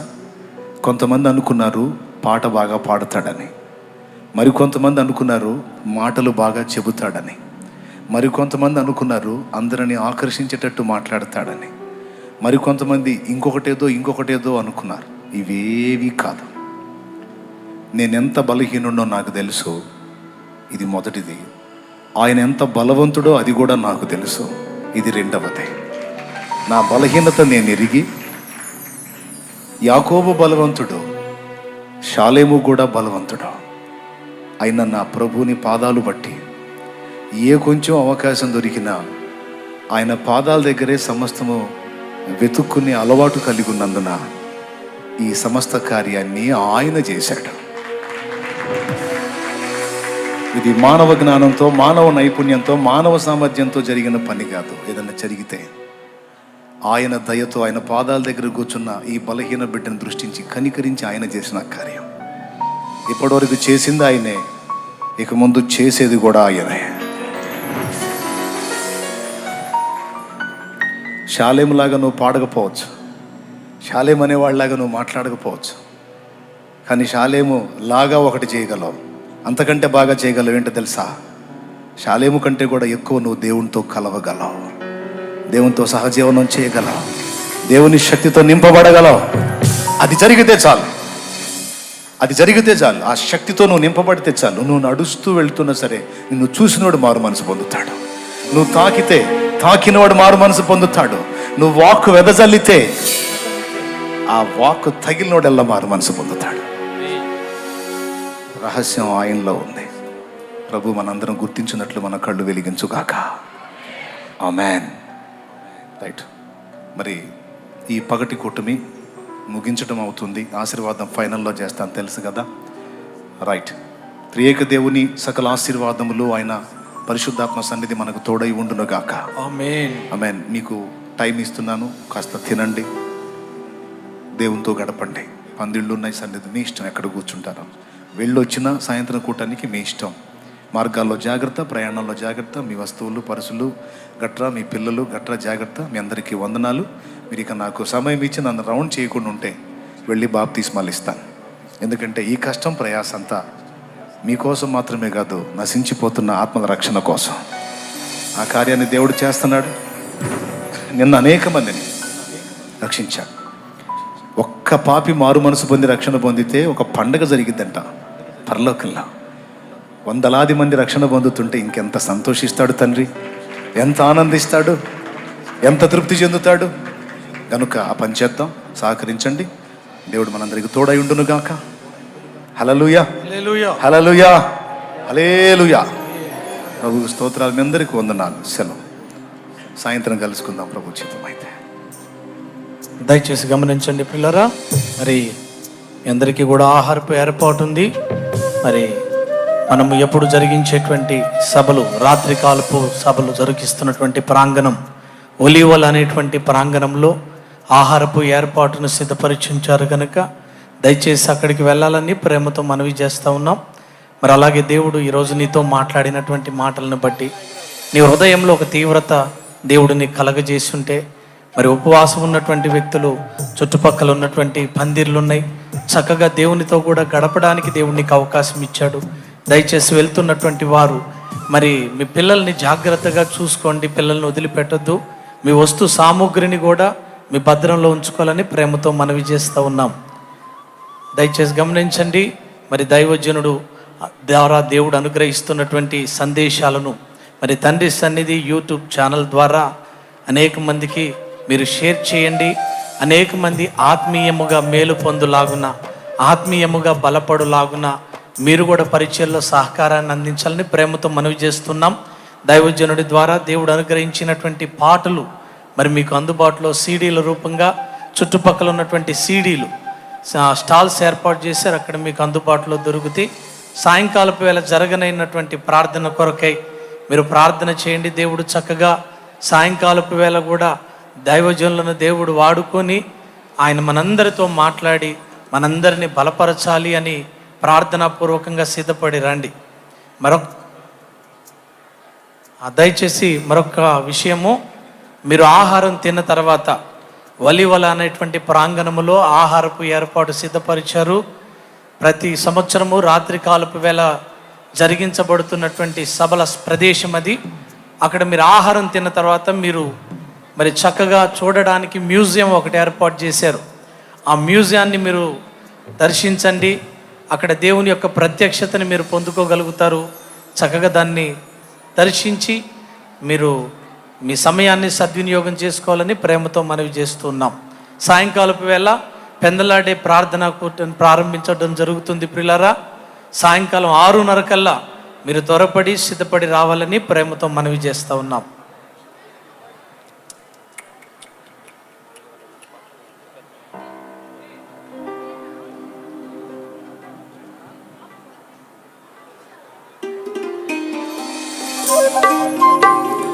మరి ఇక్కడ చిన్నపిల్లలు, ఒక చిన్నపిల్లాడు వచ్చాడండి. వాళ్ళ తల్లిదండ్రులు తప్పిపోయారు. చిన్నపిల్లాడిని చూడండి, ఎల్ఈడిలో చిన్నపిల్లాడు ఏడుస్తున్నాడు. దయచేసి మీ పిల్లలని మీరు జాగ్రత్తగా చూడాలని ప్రేమతో మనవి చేస్తున్నాం. ఇక్కడ ఒక చిన్న బిడ్డ ఏడుస్తూ ఉన్నాడు. మరొకసారి వచ్చినటువంటి వారు మరి అక్కడ బెత్లెహేము అనేటువంటి ప్రాంతం, ఒలీవల్ అనేటువంటి ప్రాంతము రెండు ఉన్నాయి పక్క పక్కనే. మీకు బెత్లెహేం అనేటువంటి ప్రాంతంలో ఆహారపు ఏర్పాటు ఉంది. ఒలీవల్ అనేటువంటి ప్రాంతంలోనేమో మ్యూజియం ఉంది. ఆ మ్యూజియాన్ని మీరు చూడొచ్చు. బెత్లెహేంలోకి వెళ్ళి చక్కగా ఆహారం తీసుకొని మీరు శారీరకంగా బలపడవచ్చు. దయచేసి ఎవరు నెట్టుకోవాల్సిన అవసరం లేదు, ఇబ్బంది పడాల్సిన అవసరం లేదు. దేవుడు తన కృపను మనకు అనుగ్రహించి చక్కగా ఆహారాన్ని సిద్ధపరిచాడు. మంచిది. బాప్తీసం పొందేటువంటి వారు దయచేసి గమనించండి ప్రియులారా, దేవుడు ఈరోజు నీతో మాట్లాడాడు. ప్రత్యేకంగా దేవుడు నిన్ను పిలుస్తున్నాడు. ఈ ఉపవాస ప్రార్థన మరియు సువార్త సభలను దేని కొరకై దేవుడు సిద్ధపరిచాడు అనంటే నీ కొరకే. దేవుడు నిన్ను రక్షించాలి అని, ఇదిగో నీవు ఆయన ఉన్నతమైనటువంటి రాజ్యంలో ప్రవేశించాలి అని, ఆయన కొరకై నువ్వు వాడబడాలి అని దేవుడు నీ కొరకు ఇచ్చినటువంటి సమయం. మరి దైవజనులు బాప్తీసం ఇస్తున్నారు. ఇంకా బాప్తీసం పొందాలి అనుకున్నవారు ఆ బాప్తీస్మాల తొట్టి దగ్గరికి మీరు వెళ్ళండి. అక్కడ దైవజనులు బాప్తీసం ఇస్తున్నారు. దేవుడు నీకు ఇచ్చిన అవకాశాన్ని సద్వినియోగం చేసుకొని నీ జీవితాన్ని ప్రభువులో నూతనంగా ప్రారంభించి అనేక మందికి దీవెనకరంగా నువ్వు మార్చబడాలి అని ప్రేమతో దేవుడు నీకు ఇచ్చిన అవకాశం ఇది. సద్వినియోగం చేసుకుందాం. మిగిలిన వారందరూ కూడా దయచేసి అక్కడికి వెళ్ళి ఆహారం తీసుకొని సమయాన్ని సద్వినియోగం చేసుకోండి. సాయంకాలపు వేళ 6:30 కల్లా ప్రార్థన ప్రారంభించడం జరుగుతుంది. సాయంకాలం జరగనైనటువంటి సభ కొరకై మీరు ప్రార్థన చేయండి. ప్రార్థనాపూర్వకంగా సిద్ధపడి రండి. ప్రభుకి స్తోత్రం. హల్లెలూయా.